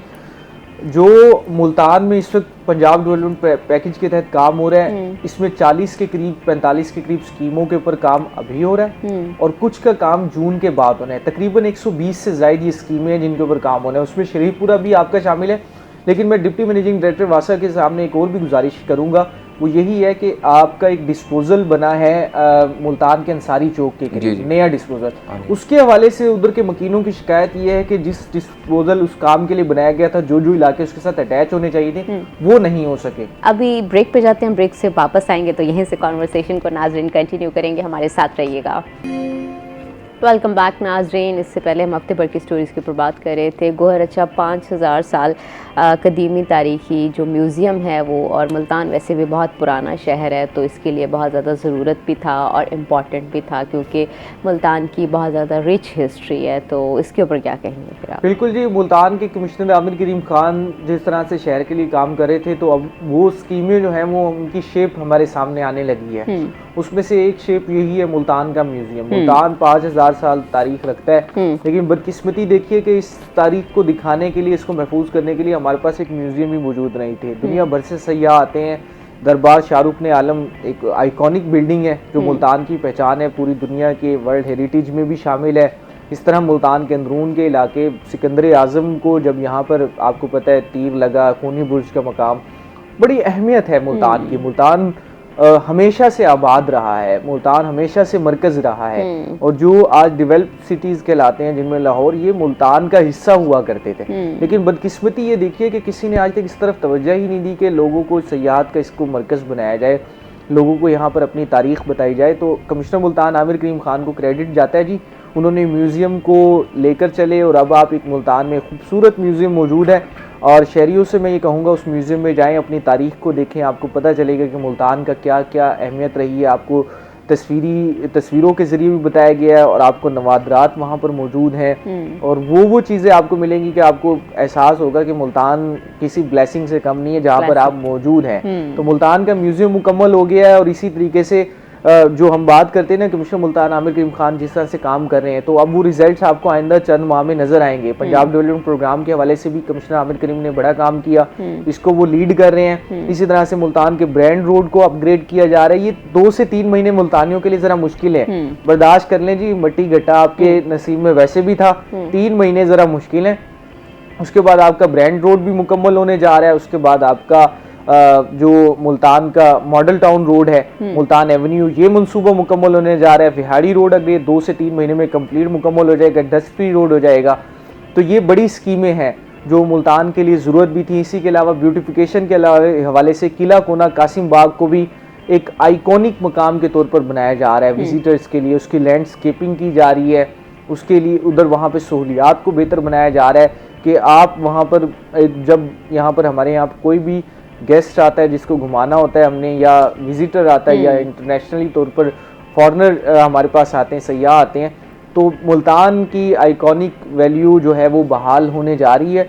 थोड़ी सी मुश्किल ज़रूर है, लेकिन इस मुश्किल के बाद बड़ी ज़्यादा आसानी होगी। अच्छा सर, दूसरा आपसे भी ये पूछते हैं कि ईद के हवाले से स्पेशल मशीनरी डिप्यूट की जा रही है, उसके हवाले से भी बताएं। दूसरा ये कि छुट्टियां मनसूख की जा रही हैं, उसके हवाले से। जी बिल्कुल, ईद पे हमारी round the clock machinery and जो स्टाफ है वो अवेलेबल होगा। हमारा कंप्लेंट सेंटर है वो 24/7 ऑपरेशनल होगा, और उसके अलावा हमारी जितनी भी मशीनरी है, jetting unit, suction units, dewatering sets, वो फील्ड में डिप्यूटेड रहेंगे, ताकि किसी भी तरह का जो भी सीवरेज का ड्रेनेज का मसला आता है हम उसको फौरी जो है वो रिस्पॉन्ड कर सकें। इसके अलावा जो साफ़ पानी के हवाले से है, हमने जो ट्यूबवेल्स की टाइमिंग है वो नॉर्मल डेज से इंक्रीज़ कर देते हैं, क्योंकि कुर्बानी लोगों ने करना होती है और पानी की जो रिक्वायरमेंट है वो भी बढ़ जाती है। तो हम ये इंश्योर करेंगे कि मुल्तान के शहरियों को साफ़ पानी और जो ड्रेनेज के हवाले से किसी भी तरह का मसाइल का सामना ना करना पड़े, और अगर कोई भी उनकी कंप्लेंट आई है तो हम उसको फौरी रिस्पॉन्ड करें। इसके लिए हमारा टोल फ्री हेल्पलाइन नंबर है 1334 है, जिस पे जो है वो शहरी कॉल करके अपनी कंप्लेंट दर्ज करवा सकते हैं और हम उसको फौरी जो है वो रिस्पॉन्ड करें। फौरी उसको रिस्पॉन्ड करेंगे। ज़ीशान शौकत गोंदल साहब, आपका बहुत बहुत शुक्रिया, आपने अपना कीमती वक्त दिया है। गौहर, आपका भी बहुत बहुत शुक्रिया, आपने अपना कीमती वक्त दिया है। नाज़रीन, यकीनन आपने प्रोग्राम से बहुत कुछ, हमने जो भी स्टोरीज़ कवर की हैं आपको उसके ऊपर इंफॉर्मेशन मिली होगी कि क्या प्रोजेक्ट्स आ रहे हैं, क्या प्रोजेक्ट्स नहीं आ रहे वासा के। अभी तक के लिए इतना ही, फिर मिलते हैं नेक्स्ट आवर में और नए मेहमानों के साथ। तो अभी जाते हैं छोटी सी ब्रेक पे। वेलकम बैक नाजरीन। इससे पहले हम बात कर रहे थे हफ्ते भर की स्टोरीज़ के ऊपर और वासा के डायरेक्टर हमारे साथ मौजूद थे, उनके साथ प्रोजेक्ट्स के ऊपर डिस्कशन कर रहे थे कि कौन कौन से प्रोजेक्ट्स आ रहे हैं। अभी थोड़ी सी बात कर लेते हैं कि जो ख़वातीन होती हैं उनको जायदाद के मसाइल बहुत ज़्यादा फेस करने पड़ते हैं और अरसा बीत जाता है अदालतों में धक्के खाते हुए, जायदाद लेते हुए, और अक्सर औक़ात एक कल्चर भी अनफॉर्चुनेटली बहुत बुरा नॉर्म बना हुआ है यहाँ का कि एक ऐसी रिवायत बनी हुई है कि बहनों से हिस्सा ले लिया जाता है या भाई लिखवा लेते हैं या वालिद की जानिब से बेटियों को हिस्सा नहीं दिया जाता, जबकि इसकी इस्लाम में भी बिल्कुल गुंजाइश नहीं है और ना ही कानून में है। जो बेटी का हिस्सा बनता है डेफ़िनेटली बेटियों को हिस्सा देना चाहिए और इस्लाम भी इसका कहता है और हमारा कानून भी इसका कहता है। लेकिन उसके बावजूद हमारे इस्लामिक मुल्क में कितना ज़्यादा ख़वातीन को अदालतों में सफ़र करना पड़ता है अपना हक़ लेने के लिए, और बहुत ज़्यादा ख़वातीन तो ये शुरू ही नहीं करती प्रोसेस हक लेने की, बात ही नहीं करती, क्योंकि उनको इतना ज़्यादा थ्रेट किया जाता है, डराया जाता है, धमकाया जाता है, जिसकी वजह से वो जायदाद से महरूम रह जाती हैं। और जो हिम्मत करके लेने जाती भी हैं तो हमारी एक मेल डोमिनेंट सोसाइटी में उनको बहुत ज़्यादा तनकीद का सामना करना पड़ता है, बहुत ज़्यादा बैकलैश आता है कि आप क्यों जायदाद ले रही हैं, क्यों आपको नहीं लेनी चाहिए, भाइयों को दे देनी चाहिए, और इवन जो उसका हक़ होता है वो लेने पर उसको जालिम भी करार दिया जा रहा होता है। तो ये बड़ी अजीब सी बात है हमारी सोसाइटी में, और इसके ऊपर अभी पंजाब में ख़वातीन के विरासती हकूक़ से मुतल्लिक़ नया कानून उसकी मुतारिफ़ कराएगा, उस पर बुनियादी शिकें क्या हैं उसके ऊपर भी बात करेंगे। हमारे साथ स्टूडियो में मौजूद हैं सजाद हुसैन ज़ैगम साहब। सर, आपको वेलकम करते हैं। सर, अच्छा, पंजाब में ख़वातीन के विरासती हकूक़ से मुतल्लिक़ नए कानून की बुनियादी शिकें क्या हैं और किस तरह ख़वातीन को सफ़र करना पड़ता है जायदाद में अपना हिस्सा लेने के लिए? बेसिकली जो हमारी सोसाइटी है, अगर अंग्रेज़ी में कहें तो पैट्रियार्कल सोसाइटी है, पिदरसरी, बिल्कुल, यानी मेल डोमिनेटेड है। और बाकी ममालिक में भी है ये मसला, लेकिन कुछ जगहों पे मेल शाविनिज़म, वो अगर इसका एडवर्स देखें तो दूसरी जो है फेमिनिज़म की तरफ भी चले जाते हैं, वो भी दूसरी एक्सट्रीम है। हमारा इस्लामी मुल्क है, अच्छा कल्चर है, अच्छी नॉर्म्स हैं, अच्छी ट्रेडिशंस हैं, और हम सब जो है अपनी माँ की रिस्पेक्ट करते हैं, बेटी से प्यार करते हैं, बहन को जो है मोहब्बत से देखते हैं। लेकिन इसके बावजूद हमारे मुल्क की ख़वातीन वो काफ़ी मसाइल का शिकार हैं। उन मसाइल में एक अहम मसला जो है विरासत से महरूमी है। काफ़ी सारी ख़वातीन की तो क्या कहे ज़रूरत ही नहीं होती, they don't dare to speak even और demand what is their inheritance right. क्यों? वो मांगेंगी तो उनके भाई नाराज़ हो जाएंगे, उनके जो है बाकी रिश्तेदार नाराज़ हो जाएंगे, सिबलिंग्स से उन्हें जो है ऐसा फेस करना पड़ेगा, ऐसा रिएक्शन आएगा। लेकिन लाइफ की रियलिटीज़ हैं, ये तो वो शेयर्स हैं जो अल्लाह ताला ने मुकर्रर कर दिए। कुरान मजीद में जो अल्लाह ने जो है, जिन्हें 3 जो है इस्लामिक जुरिस्प्रूडेंस के तहत शेयर्स हैं, तो शेयर्स के अंदर जो पहले जो ज़वील फ़राइज़ हैं उनके अंदर आती हैं, जो बेटी है, बहन है, लेकिन अनफॉर्चुनेटली उन्हें डिप्राइव किया जाता है, मुख्तलिफ टैक्टिक्स यूज़ किए जाते हैं, फेक जो है तमलीग के इंतकाल करवा के उन्हें महरूम किया जाता है। मकसद सिर्फ ये होता है कि हमारी बहन जो है वो अगर जा रही है दूसरे घर में तो वो अपना जो जायज़ उसका जस्टिफाइड राइट बनता है, लीगल राइट बनता है, शरई हक बनता है, वो उसे ना दे सके।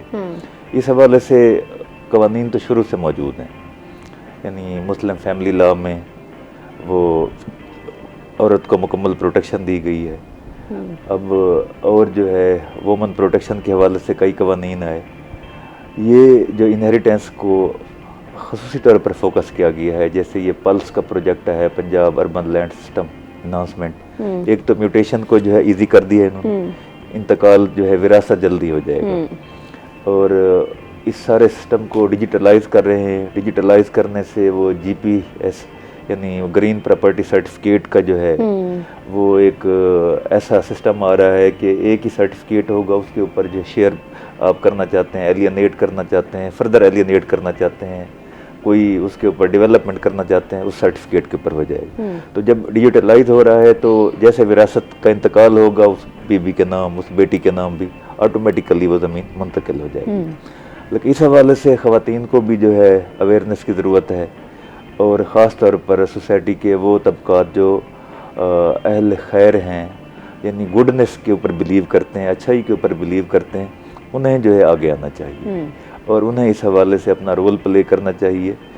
मैं शायद इससे वो ना बने रेलिवेंसी, लेकिन है ज़रूरी बात। एक दिन मैं कोर्ट से निकला तो काफ़ी रश था। एक रिटायर जज हैं जो इस्लामाबाद में भी रहे, वो अचानक मिल गए, मेरे पुराने शनासा हैं। तो मुझे कहते हैं कि जैगम साहब ये क्या वजह हो गई है कि आजकल फैमिली सिस्टम हमारा इतना ब्रोकन डाउन हो गया है और हमारी जो नॉर्म्स बिल्कुल ख़त्म हो गई हैं। मतलब क्या कहना चाह रहे हैं सर आप? कहते हैं देखें इतना रश लगा हुआ अदालतों में, मुझे लगता है कि हमारी जो सोसाइटी में बुज़ुर्ग होते थे, जो एल्डर्स होते थे, जो अच्छे लोग होते थे, वो उनका रोल ख़त्म हो गया है या उन्हें जो है बिल्कुल सुकेड़ दिया गया है। तो उन लोगों को आगे आना चाहिए। अगर वो तो एमिकेबली सेटल कर लेते हैं, अमेरिका की मिसाल ले लें, यूरोप की ले लें, वो अल्टरनेट डिस्प्यूट रेजोल्यूशन यानी मुतबादल जो है हल होता है। अब जैसे सऊदी अरब है, उनके यहाँ अपना सिस्टम है, लेकिन वो विरासत का कानून के लिए उन्हें जो है वक्त नहीं, वो कहते हैं कैलकुलेटर के ऊपर हल कर लेते हैं। बंदा फौत हुआ है और विरासत शुरू भी तब होती है, इनहेरिटेंस कमेंसेस आफ्टर डेथ। जैसे बंदा फौत होगा उसके जो वर्सा होंगे उनको वो शरई वारिस बन जाएंगे। वो कैलकुलेटर के ऊपर कैलकुलेट कर लेते हैं कि जी इतने शेयर बनते हैं और वो शेयर्स उनके नाम जो है ट्रांसफ़र हो जाते हैं। लेकिन हमारे यहाँ थोड़ा सा अंग्रेज़ दौर का दिया हुआ सिस्टम चल रहा है, जिसमें पहले वो दावा करते हैं, फिर दावे में प्रूफ लाते हैं, शहादतें होती हैं, क्रॉस एग्जामिनेशन होता है, एक ट्रायल का जो है क्या कहेंगे रिगर ऑफ ट्रायल से जो उन्हें गुजरना पड़ता है। ख़वातीन जो है बेचारी जो अदालत के माहौल से, उस कल्चर से और उस जो है प्री रिक्विजिट्स से उनसे वाकिफ़ नहीं होती कि मैंने कौंसल को कैसे डील करना है या अदालत में शहादत कैसे देनी है, इसलिए वो उन्हें काफ़ी मुश्किलात होती। तो ये जो नया जो इंट्रोड्यूस कराया गया है सिस्टम, इससे उम्मीद है कि वो अदालतों से भी बच जाएंगी और उन्हें जल्दी से जल्दी जो है उनके राइट्स उन्हें मिलेंगे। तो इसको इनोवेशन को जो है हम अप्रिशिएट करते हैं, लेकिन इसमें कोई भी तब्दीली हो उसमें बेहतरी की ज़रूरत होती है और उसके प्रास और कॉन्स को देखना चाहिए। हमारे यहाँ एक अलमिया है कि कवानीन बनाते हैं तो रातों रात जो ओवरनाइट दर्जनों कवानीन बना देते हैं, लेकिन उन कवानीन का होता ये है कि ये नहीं देखते कि उनका आफ्टर इफेक्ट्स क्या आ रहे हैं, उनके कॉन्सिक्वेंसेस क्या है, उनके अवाक़िब व नताइज क्या आ रहे हैं, क्या वो जो कवानीन हमने नाफिज किए हैं हमारी सोसाइटी से जो है उनकी कोई वो कंकॉर्डेंस बनती है, कोई मुताबिकत बनती है। अगर मुताबिकत बनती है तो बहुत अच्छा, नहीं बनती मतलब हमने देखा है यूरोप में जो है एक सिस्टम हमें अच्छा लगा, हमने आके यहाँ इम्प्लीमेंट कर दिया। हालांकि हमारा कल्चर, हमारी रिवायात, हमारे जो है सिस्टम वैल्यूज़ मुख्तलिफ है, तो हमें इस सिस्टम को देखते हुए जो बेहतरी के लिए कोशिश करनी चाहिए और ये मुसलसल एक करने का काम है, इसको मुसलसल कंटिन्यू रखना चाहिए। अच्छा सर, दूसरा ये भी बताएं, जो ख़वातीन को जायदाद नहीं देंगे या कुछ इस तरह का उनके साथ करेंगे तो उसके खिलाफ सख्त कार्रवाई कौन सी, सज़ा कौन सी दी जाएगी, क्या कार्रवाई होंगी, नहीं होंगी? इसमें देखें कि अगर खातून को कोई डिप्राइव कर देता है, यानी उसने विरासत से ऐसे होता है उसने बहन को शो ही नहीं किया, इंतकाल करवा लिए, शो ही नहीं किया कि वो लीगल हेयर्स में से है। मैं नाम नहीं लूँगा कि ऐसे लोग भी हैं, मुल्तान के भी हैं जो ख़वातीन के हकूक़ के लिए कॉन्फ्रेंसों में आगे आगे बैठे होते हैं, लेकिन उन्होंने ज़ाती तौर पर अपनी बहनों को महरूम किया हुआ। एक बड़ा नाम है यहाँ का, उन्होंने अपनी बहन को महरूम किया हुआ था। जब वो बहन को पता चला, उसने काउंसिल हायर किया और वहाँ पे जाके जो है उसने कंटेस्ट किया।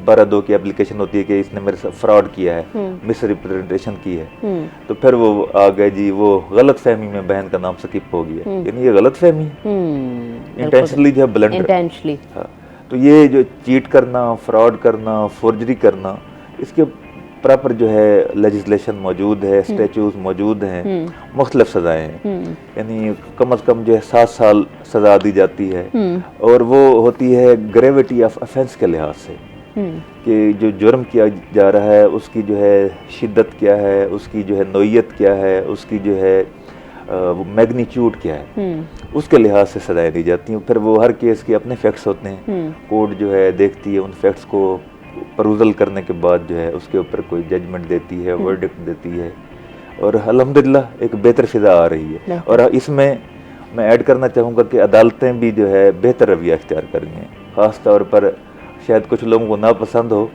लेकिन वो काजी फैज़ ईसा साहब ने ख़वातीन के हकूक़ के बारे में जो जजमेंट्स दी हैं, प्रेसिडेंट बनी हैं, वो काफ़ी बेहतरी लाई है। इधर लाहौर हाई कोर्ट में अब मुल्तान बेंच में सीनियर जज हैं चौधरी इकबाल साहब, उन्होंने जो ख़वातीन के हकूक़ के लिए यानी जो ख़वातीन के केसेस थे उन्हें जो प्रायोरिटी के ऊपर डिसाइड किया है और ख़वातीन को हक दिलवाया है। और जो भाई जिन्हें डिप्राइव किया हुआ था, कज़न डिप्राइव किया, तो उनके ऊपर कास्ट लगाई है, विद कास्ट जो है उनके दावे, उनकी जो पटिशंस, उनकी जो है निगरानियाँ वो खारिज की हैं। तो अदालतों का रवैया भी इस हवाले से बेहतर है, अप्रिशिएबल है, और जो भी अच्छी चीज़ है उसे अप्रिशिएट न करना ये भी एक नाइंसाफ़ी है। बिल्कुल। अच्छा सर, दूसरा ये भी बताएं, जो दही इलाके हैं वहाँ पर जो ख़वातीन होती हैं उनको विरासत से महरूम कर दिया जाता है, उसके पीछे क्या बुनियादी वजूहात होती हैं जो उनको विरासत से महरूम कर दिया दही इलाकों में तो कई है। एक तो वहाँ की कस्टम्स हैं, सबसे पहले वो ख़ानदानी उनकी जो है नॉर्म्स कह लें, उन्होंने कहा जी हम फ़िलां बरादरी से हैं, फ़िलां ख़ानदान से हैं, हमारा जो है इतनी वो यूनिट्स हैं प्रॉपर्टी के, इतना लैंड है, इतनी स्क्वायर्स हैं, तो हमने ज़मीन को आगे नहीं जाना देना। और इन्हीं रसूमात की वजह से वो कुरान से शादी भी कर रहे होते हैं, और कई शादियां नहीं करते, और कई ऐसे हैं 2-2, 3-3 शादियां एक ही बंदे के साथ करवा देते हैं ज़बरदस्ती, ताकि वो जायदाद जो है फैमिली से आगे न जाए।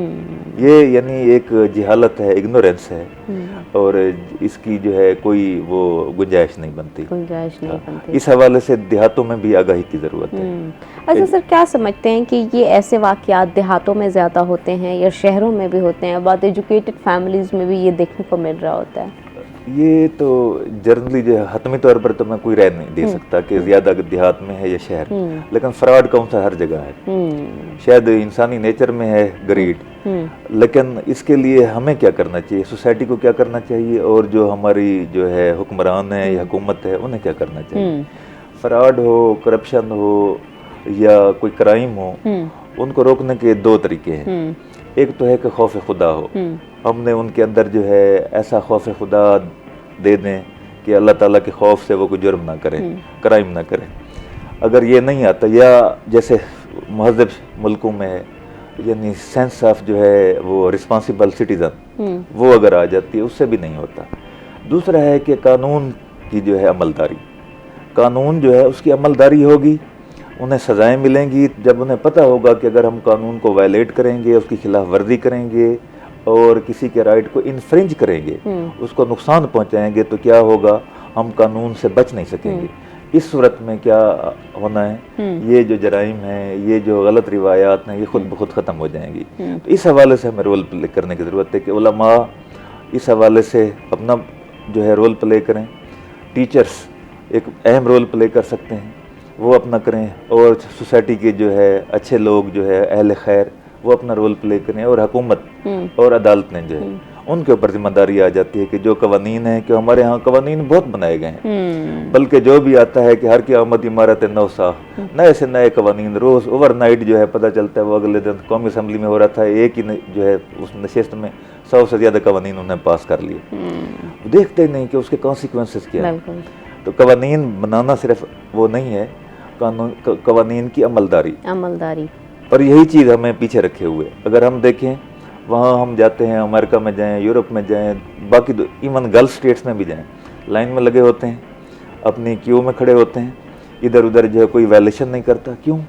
पता है कि उन्हें अगर कानून की खिलाफ वर्जी करेंगे तो हमारे ऊपर क्या हो जाएगा, जो लीगल एक्शन वो शुरू हो जाएगा। इवन वो ट्रैफिक लॉज को भी वायलेट करेंगे तो वो गरामा लग जाएगा, फाइन लग जाएगा, वो लाइसेंस मुअत्तल हो जाएगा, पिनल एक्शन शुरू हो जाएगा। हमारे इधर क्या होता है, इधर और रवैया है, यहाँ लाइन में खड़ा होना, कानून के ऊपर अमल करना जो है वो कमजोरी समझा जाता है और मायूब समझा जाता है। इसलिए लोग जो अमूमन, सबको मैं नहीं कह रहा, एक सोच है जो कानून तोड़ना जो है वो कहते हैं कि बहादुरी है। कहते हैं जी सार्जेंट उधर देख रहा था, हमने ट्रैफिक इशारे को जो वायलेट कर दिया, तो ये कौन सी बहादुरी है? अगर खुदा ना खास्ता आपकी इस वायलेशन से कोई एक्सीडेंट हो जाता, किसी की कीमती जान चली जाती, तो वो उसका कौन जिम्मेदार था? इस हवाले से भी हमें शऊर जो है बेदार करने की ज़रूरत है। इस हवाले से भी। अच्छा सर, दूसरा ये भी एक बड़ा प्रॉब्लम है कि अदालती केसेस बहुत लंबे हो जाते हैं और अक्सर सुनने में यही आता है कि अदालत जाने से बेहतर है कि आप बाहर सेटलमेंट कर लें, क्योंकि अदालत में जब केस चलता है, और दूसरा अगर एक खातून केस लेके जाए और फिर वकील की फ़ीस भी वकील करना, ये बड़ा डिफ़िकल्ट सा प्रोसेस है और बहुत लंबा चलता ही रहता है। कहते तो वकील भी यही है कि 1 साल में आपका फ़ैसला करा देंगे, लेकिन वो 10 साल गुजरने के बाद भी फ़ैसला नहीं हो पाता। तो सर जो ये इस नए कानून के तहत जो विरासती केसेस हैं, इनका फ़ैसला कितने अरसे में हो जाएगा? यानी वो अब तकसीम की दरख्वास्त जाती है तो तकसीम की दरख्वास्त के लिए 60 दिन उन्होंने दिए है कि 60 दिन के अंदर जो वो फैसला हो जाता है। तो इससे पहले भी जो आम सिविल कोर्ट्स है उनमें जो दावे चल रहे थे उनमें भी जो है 6 महीने की लिमिटेशन दी हुई थी। यानी कानून में है लिमिटेशन, फैमिली को सूट्स के लिए भी 6 महीने की लिमिटेशन है, लेकिन कुछ केस 6 माह में डिसाइड हो जाते हैं, कुछ में कॉम्प्लिकेशंस आ जाती हैं, उनके जो एंसिलरी जो वो होते हैं पार्ट्स होते हैं वो शुरू हो जाते हैं।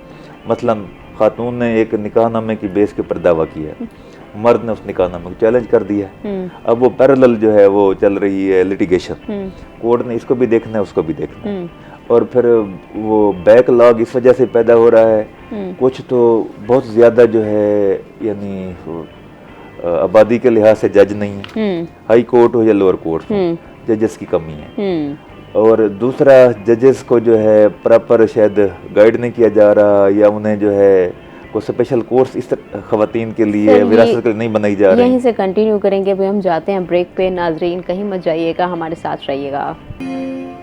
वेलकम बैक नाजरीन। इससे पहले हम विरासती जायदाद के ऊपर बात कर रहे थे कि किस तरह से कितने अरसे में फ़ैसला होगा, किस तरह से ख़वातीन को विरासती जायदाद लेनी चाहिए। अभी हम थोड़ी सी हेल्थ के ऊपर भी बात कर लेते हैं। गर्मी का मौसम है, डेफिनेटली बहुत ज़्यादा गर्मी अफेक्ट कर रही है। जहाँ बड़ों को अफेक्ट करती है तो डेफिनेटली बच्चों को भी बहुत ज़्यादा गर्मी अफेक्ट करती है। और अभी स्कूल भी ओपन है, कुछ अरसे के बाद छुट्टियाँ हो जाएंगी, लेकिन स्कूल जाना भी बच्चों का बहुत मैंडेटरी होता है। तो अक्सर देखने को मिलता है कि स्कूल्स के अंदर बच्चों को नक्सीर की शिकायत होती है, नाक से खून आना शुरू हो जाता है, और जब बच्चों के वालिदैन उनके साथ नहीं होते तो वो और भी ज़्यादा पैनिक कर जाते हैं ब्लड को देख के, और डेफिनेटली वालिदैन भी साथ नहीं हैं तो टीचर्स अपने तरीके से हैंडल करते हैं, फ़र्स्ट एड देते हैं, उसके बाद हॉस्पिटल भेजा जाता है। तो क्या करना चाहिए, क्या नहीं करना चाहिए, कौन सी फ़ूड लेनी चाहिए, इसके ऊपर आज हम बात करेंगे। हमारे साथ स्टूडियो में मौजूद हैं इकबाल बलोच, जिनका हिकमत से ताल्लुक़ है। सर आपको वेलकम करते हैं। जी सर कैसे हैं आप? अल्हम्दुलिल्लाह बिल्कुल ठीक हूँ। सर अच्छा, गर्मी के मौसम में नाक से खून आना बहुत ज़्यादा देखने को मिलता है, और ख़ासकर बच्चों में बहुत ज़्यादा ये शिकायत पाई जाती है। छोटे छोटे बच्चे होते हैं, स्कूल्स जाते हैं और गर्मी का अटैक हो जाता है, उसकी क्या वजूहात हैं? और बहुत ज़्यादा बच्चे घबरा भी जाते हैं, पैनिक भी हो जाते हैं डेफिनेटली ब्लड को देख के। एक्चुअली ऐसा है कि ये जैसा कि आपने फरमाया कि आजकल का मौसम जो है ना इंतहाई गर्म है, सूरज की गर्मी और तपिश की वजह से और लू पड़ने की वजह से, सनस्ट्रोक की वजह से भी ऐसी कंडीशन हो जाती है कि नोज़ ब्लीडिंग का मसला जो है ना, ये इशू छोटे बच्चों से लेकर बड़ों तक को भी हो जाया करता है इस मौसम में। ख़ुसूसन ये मई और जून के महीनों में ज़्यादा होता है, और लू पड़ने की वजह से, गर्मी पड़ने की वजह से, गर्मी के अंदर बाहर रहने की वजह से जो हीट बढ़ रही है ज़मीन की भी, और ऊपर से सूरज की तपिश की भी जो पड़ रही है हम पे, तो बाइक चलाने वाले लोगों में भी, और ऐसे अफराद जो मुकम्मल आस्तीन के कपड़े नहीं पहनते, उन लोगों में ये कैफियत बहुत ही ज़्यादा। और इसके साथ ऐसे अफराद जिनका मिजाज गर्म हो, एक तो मौसम की गर्मी और दूसरा अंदर के उनके अपना मिजाज गर्म होना, तो उस कैफियत में भी ये नोज़ ब्लीड का मसला हो जाता है, जिसको हम उर्फ आम में नक्सीर भी कहते हैं और नाक से खून आना भी कहते हैं। तो ये नाक की ये जो दो नथरे हैं, इनमें से किसी एक से भी आ सकता है और दोनों से भी आ सकता है। और इसका ये है कि एहतियात करनी चाहिए। और दूसरा ये है कि बाज़ औक़ात जिस्म के अंदर विटामिन के की कमी की वजह से भी ऐसा होता है। और साथ ही इसके के गरम डाइट का इस्तेमाल भी बकसरत इस्तेमाल किया जाए तो उस वजह से भी ऐसा होता है। ऐसे अफराद जिनके यहाँ चिकन का इस्तेमाल और मटन का इस्तेमाल ज़्यादा होता है, सब्ज़ी कम इस्तेमाल करते हूँ, तो ठंडी चीज़ों का इस्तेमाल कम करते हूँ, गर्मी में और धूप में ज़्यादा रहते हूँ, और ऐसे अफराद भी जो बाज़ औक़ात सोचते ज़्यादा हूँ, जिनका जो है ना मेंटल स्ट्रेस या टेंशन की वजह से भी ऐसी कैफियत हो जाती है, हीट माहौल कमरे का भी अंदर गर्म होना, इस कैफियत से भी बाज़ औक़ात ये कैफियत पैदा हो जाती है। अच्छा, तो सर ये जो कैफियत पैदा होती है, एक दूसरा ये कि ये भी मैं पूछना चाहूँगी इसके साथ कि जैसे नोज़ ब्लीड होता है, तो ये कोई बड़ी बीमारी की अलामत तो नहीं होती, या अगर ये अलामत नहीं भी होती तो हम ये आइडेंटिफाई कैसे करें कि ये एक नॉर्मल नक्सीर है या कोई बड़ी बीमारी की अलामत नहीं है? देखिए, बड़ा अच्छा क्वेश्चन है आपका। इस हवाले से ऐसा है कि बाज़ औक़ात नाक के अंदर जो है रसोली का बन जाना, या ये है कि उसमें जो है ना एक झिल्ली बढ़ जाती है, तो उस वजह से भी ऐसा होता है और उससे भी ब्लड आ जाता है। लेकिन ये है कि जो नोज़ ब्लीड है, जो नक्सीर है, उसका ब्लड जो है ना अमूमी तौर पे बिल्कुल ही ब्लड का सुर्ख कलर में होता है, साफ होता है और पतला सा होता है। और अगर जो डिजीज़ की वजह से है, ट्यूमर की वजह से है, या उसके अंदर जो इजाफी तौर पे जो है झिल्ली बढ़ गई है, तो उस वजह से अगर ऐसा हो तो उसके साथ साथ जो है ना सुर्खी में कदरे स्याही माइल जो है ना ब्लड होगा। तो इसको आम बंदा भी और खसूसी तौर पे जो प्रैक्टिशनर है वो इसको, जो इस शोबे से ताल्लुक़ रखता है, वो इसको ज़्यादा बेहतर तरीके से डायग्नोज कर सकता है। अच्छा सर, दूसरा ये भी बताएं कि ये जो इशू है ये ज़्यादातर किन उम्र में पाया जाता है, किस एज ग्रुप ज़्यादा इससे अफेक्ट होता है, बच्चे ज़्यादा अफेक्ट होते हैं या बड़े ज़्यादा होते हैं, किस उम्र में ज़्यादा? और दूसरा ये इसका कहीं ना कहीं ताल्लुक क्या जेनेटिक भी होता है या नहीं जेनेटिक होता? जैसे कि आप बता रहे हैं कि ओवर थिंकिंग करते हैं या गर्म ग़िज़ाएँ खाते हैं, गर्मी में रहते हैं, वो चीज़ें अफेक्ट करती हैं। देखिए, इसका जो है ना बच्चों में खसूसी तौर पे ये है कि तकरीबन 8 साल 10 साल की उम्र से लेकर बड़े बंदे तक भी ऐसा हो जाता है। और दूसरा ये है कि जेनेटिकली जो है ना इसमें इसका कोई ऐसा कोई ख़ास ताल्लुक़ नहीं है, और ये डाइट से इसका ताल्लुक़ है। और दूसरा ये है कि मिजाज का, जैसे मैंने आपको बताया कि जिस्म के अंदर जो हमारी खिलतें हैं, जैसा कि दमवी खिल्त है जिसको खूनी खिल्त कहते हैं, बलगमी है जिसमें जो है ना वो दूसरा सफ़रा है जिस्म के अंदर, ये भी एक खिल्त है। तो सफ़रावी खिल्त का बढ़ जाना और दमवी खिल्त का बढ़ जाना, इन दो कैफियत का ज़्यादा हो जाना जिस्म में, बच्चों में, बड़ों में या किसी भी हवाले से, तो फिर ये तकलीफ़ पैदा उन लोगों में ज़्यादा हुआ करती है। अच्छा। और दूसरा, जैसे मैंने बताया है कि डाइट का इससे ताल्लुक़ है, मौसम का ताल्लुक़ है, बाहर के जो है ना गर्म माहौल में रहना, गर्मी के उसमें चीज़ों का इस्तेमाल करना, तो उन लोगों को, उन बच्चों को जो है ना ये तकलीफ़ ज़रा ज़्यादा हुआ करती है। दूसरा, सफाई का माहौल ना रखना।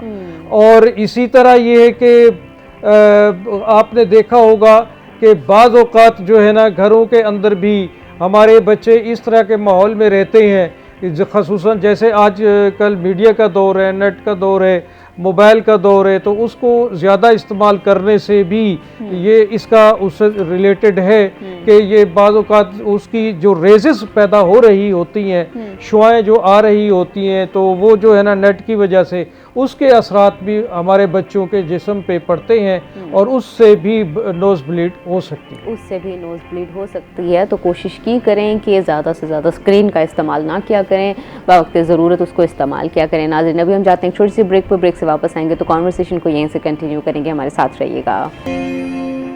वेलकम बैक नाज़रीन। इससे पहले हम नोज़ ब्लीडिंग के ऊपर बात कर रहे थे, उसके साथ साथ हम जायदाद के ऊपर भी बात कर रहे थे कि कितने अरसे में फ़ैसला आ जाता है, क्योंकि अदालत में केसेस बहुत ज़्यादा लंबे होते हैं। अभी हम थोड़ा सा ये भी जानने की कोशिश करते हैं सर, अच्छा ख़वातीन जब जायदाद लेने की बात करती हैं या अदालत जाने की बात करती हैं तो किसी न किसी तरीके से कभी डायरेक्टली कभी इनडायरेक्टली प्रेशर बहुत ज़्यादा डाला जाता है, ब्लैकमेल किया जाता है, तो ख़वातीन को इस तरह की बहुत ज़्यादा प्रेशर का बहुत ज़्यादा सामना होता है। तो उसके लिए अदालत क्या कहती है, कानून क्या कहता है, क्योंकि ख़वातीन को सिर्फ एक महाज पर नहीं 8 महाज पर लड़ना होता है और 8 महाज जो होते हैं वो बड़े डिफ़िकल्ट होते हैं।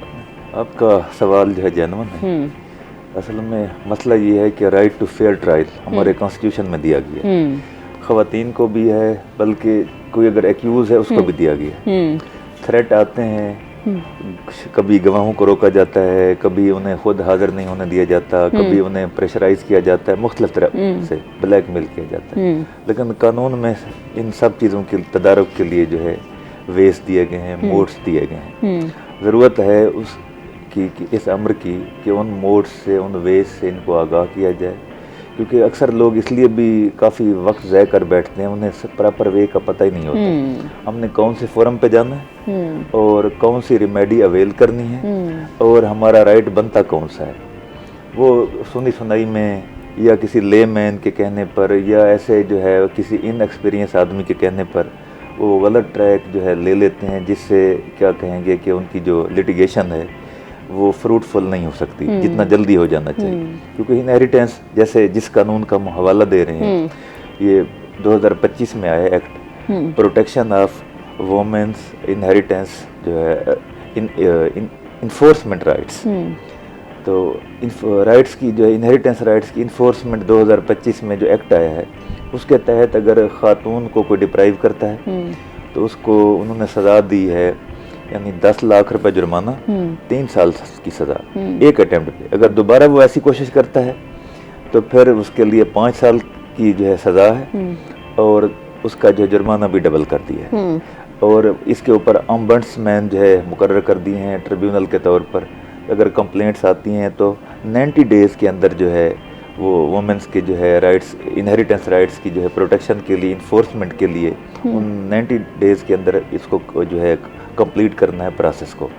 तो कवानीन मौजूद हैं, अब हमें देखना है इस पहलू को है कि उनका अमल दरामद क्यों नहीं हो रहा, वो कौन सी रुकावटें हैं, क्या ड्रॉबैक्स हैं, क्या उसके अंदर तहदीदात हैं, लिमिटेशंस हैं, रिस्ट्रिक्शंस हैं और उसका हल क्या है। उसका हल क्या है? अमूमन ये होता है जो हमारे कवानीन बनाने वाले हैं वो सोशल लाइफ से, सोसाइटी से बिल्कुल अलग थलग अलूफ लोग हैं। वो एक ऐसे लोग हैं, बहुत पढ़ा लिखा होगा, बाहर से उसने डिग्री ले ली होगी या यहीं बैठे हुए कि ब्यूरोक्रेट बन गया है, उसे नहीं पता कि हमारी सोसाइटी के मसाइल क्या है और उनको एड्रेस कैसे करना है। क्योंकि सिर्फ वो नहीं है कि कानून बना देना काफ़ी है, कानून का जो जस्टिफाइड होना, कि अगर कानून जो है अनजस्टिफाइड है तो वो खुद एक जो है इनजस्टिस है। कानून का जस्टिफाइड होना, लेजिटिमेट होना, राइटफुल होना, तो इसके हवाले से भी जो है हमें देखना चाहिए लिटिगेशन, ताकि हमारी जो है सही तरह से वो प्रॉपर चैनल से चले।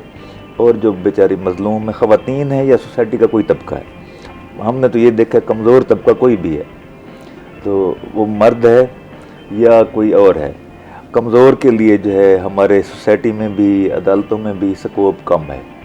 तो कमज़ोर को जो है, जो कहा गया है कि हदीस शरीफ में आता है कि अपने भाई की मदद करो, खा ज़ालिम हो या मज़लूम, उनसुर अखा का ज़ालिमन और मज़लूम। सहाबा किराम ने पूछा या रसूल अल्लाह, ये तो समझ आती है कि मज़लूम की मदद करें, तो ज़ालिम की मदद क्या है? तो आप सल्लल्लाहु अलैहि वसल्लम फरमाया ज़ालिम को जुल्म से रोको, उसकी मदद ये है। तो जुल्म से रोकने के लिए जो है ज़ालिम को यहाँ पे सोसाइटी जो है ख़ुद भी रोल प्ले नहीं करती। वो शेर है ना इब्ने इंशा का, हक़ के लिए मरना अच्छा, कोई और मरे तो और अच्छा, सब यही कहते हैं। हम चाहते हैं कि बेहतरी है, लेकिन जहाँ बेहतरी के लिए अगर खुदा न खास्ता रोड पे कोई एक्सीडेंट हो जाता है, कोई वारदात हो जाती है, अगर मुझे कहेंगे कि आप इसके आई विटनेस बनते हैं, मैंने देखा है, लेकिन मैं कहूँगा नहीं, मैं कैसे पेशियाँ भुगतूँगा, मैं कैसे शहादतें दूँगा, मैं तो वकील हूँ, मेरे जो है क्लाइंट्स हैं, मेरा ऑफिस है, मेरी जो है फैमिली है, वो सारे कहेंगे कि आप बतौर गवाह। हालांकि हक़ का तकादा, इंसाफ का तकादा ये है कि जो सच्चा वाक़या मैंने देखा है मैं जाके कोर्ट के अंदर जो उसको बयान करूँ। सोसाइटी जो है अपनी इस जिम्मेदारी से बरी ज़िम्मा है, और जो रूलिंग क्लास है वो माशाअल्लाह वैसे ही जो है हर चीज़ से मेरे ख्याल अलग थलग, उन्हें उनकी तरजीहात ही और हैं। अवाम उन्नास जो है उनकी तरजीहात में नहीं है। वरना आप देख लें, अभी कल ही मैं रिपोर्ट पढ़ रहा था कि 2002 से 2022 तक मेरे ख्याल 2017 तक 17 सालों में जो टैक्स लिया गया है, 4 सालों में उतना टैक्स ले लिया मौजूदा हुकूमत ने। अभी भी कह रहे हैं कि टैक्स की रेशो कम है हमारी।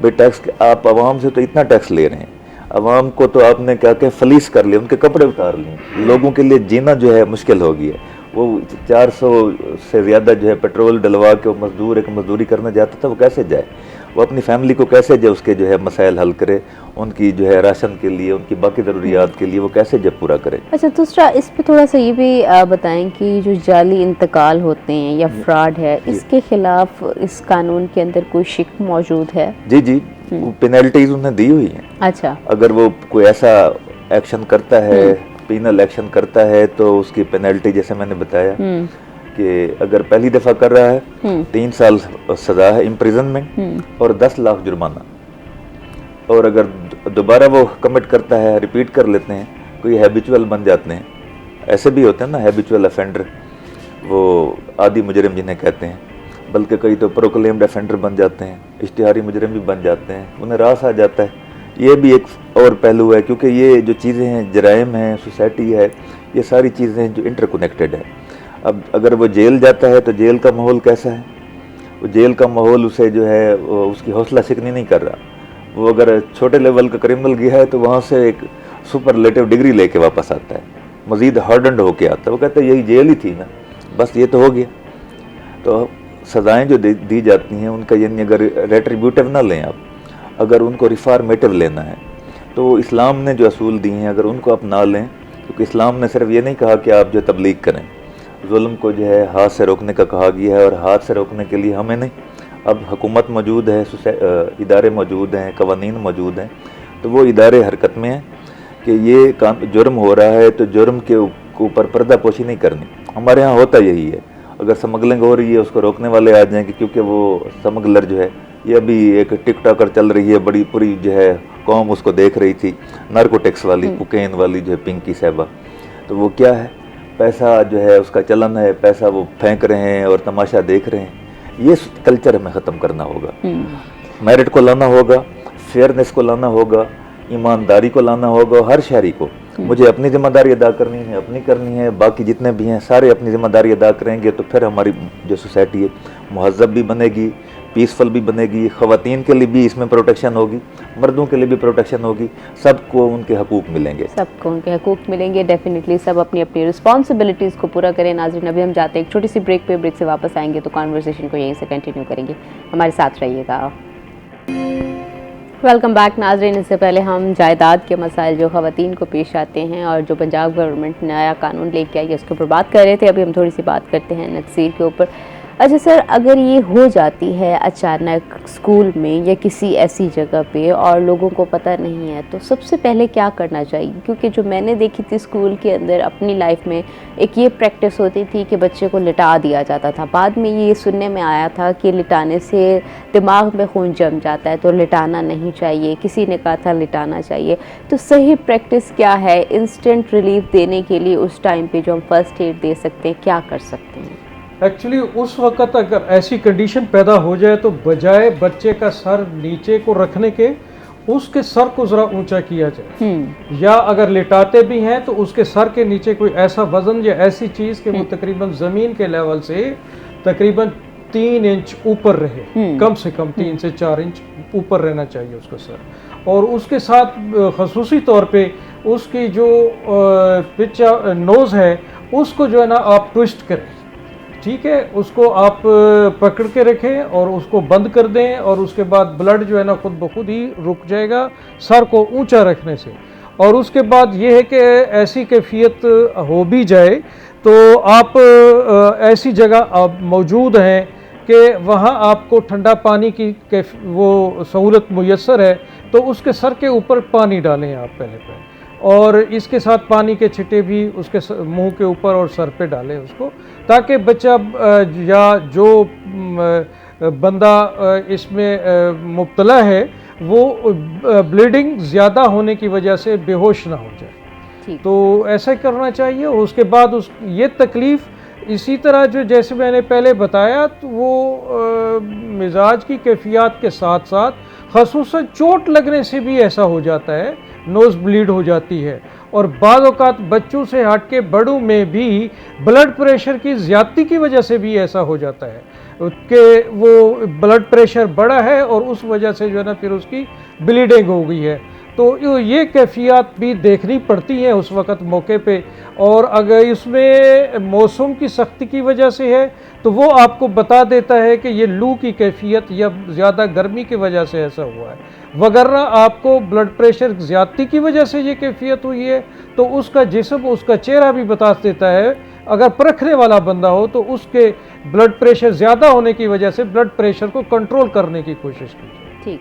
अच्छा सर, कोई एहतियाती तदाबीर भी बता दें कि कौन सी एहतियाती तदाबीर? देखिए, एहतियाती तदाबीर ये है कि मौसम गर्मी का है तो आप उसमें ये है ना गर्म माहौल से हटें और ठंडे माहौल के अंदर आइए। सर के ऊपर बाहर निकलें तो कपड़ा ढाँप के रखें, सर को ढाँप के रखें। और इसी तरह जो है आप कपड़े के साथ तौलिया लगा सकते हैं, रुमाल वगैरह लपेट सकते हैं। कानों को जो है ना और गर्दन पे आप ठंडे पानी की पुसियाँ रख सकते हैं, ठंडे पानी की टकोर कर सकते हैं। और इसी तरह जो है आप नाक के अंदर उसके नथनों में ठंडे पानी की से जो है ना या बर्फ़ के वो कपड़े को या पट्टी कोई ऐसी ले लें, आप उसको जो ठंडा करके वो आप अंदर नाक के उसके रख दें तो भी ब्लड उसका रुक सकता है। और इसी तरह जो है ना ठंडी चीज़ों का इस्तेमाल, जैसे कि ठंडे मशरूबात हैं, ठंडा फ्रूट्स हैं जो कि आजकल जैसे तरबूज का इस्तेमाल है, और इसी तरह लुकाट का इस्तेमाल है, खीरे का इस्तेमाल है, ककड़ी है, जिनका मिजाज ठंडा है उसका इस्तेमाल करें। और इसी तरह गर्म चीज़ों से बचें, गोश्त के इस्तेमाल से, चिकन से उसको परहेज़ करना चाहिए, बैंगन से परहेज़ करना चाहिए, गर्म चीज़ों से परहेज़ रखना चाहिए। और इसी तरह जो है एसी का इस्तेमाल करें, एसी की सहूलत मौजूद है, नहीं तो घर में दरख्त के नीचे या ठंडे माहौल में रहें। ठीक है सर। इकबाल बलोच, आपका बहुत बहुत शुक्रिया, और सजाद हुसैन जैगम साहब आपका भी बहुत बहुत शुक्रिया। आप दोनों ने अपना कीमती वक्त दिया है। नाज़रीन, यकीनन आपने नया कानून जो है उसके ऊपर हमने बात की और नक्सीर के हवाले से बात की, इसके ऊपर आपको इन्फॉर्मेशन मिली होगी। और ख़ासकर ख़वातीन को जो हमने कानूनी शिकें भी डिस्कस की उस हवाले से अवेयरनेस मिली होगी। कोशिश करें कि अपनी बहन बेटियों को जायदाद दें, क्योंकि इसका इस्लाम भी कहता है, कानून भी कहता है, और डेफिनेटली ये उसकी हिस्सेदार भी बनती हैं। जुल्म ना करें, इसका हिसाब इस दुनिया में भी है और आगे भी आपको देना पड़ेगा। आज तक के लिए इतना ही। अपनी होस्ट यूसरा बलोच को रोही एट 10 से दीजिए इजाज़त। फिर मिलेंगे नए मेहमानों के साथ। तब तक के लिए अल्लाह हाफिज़।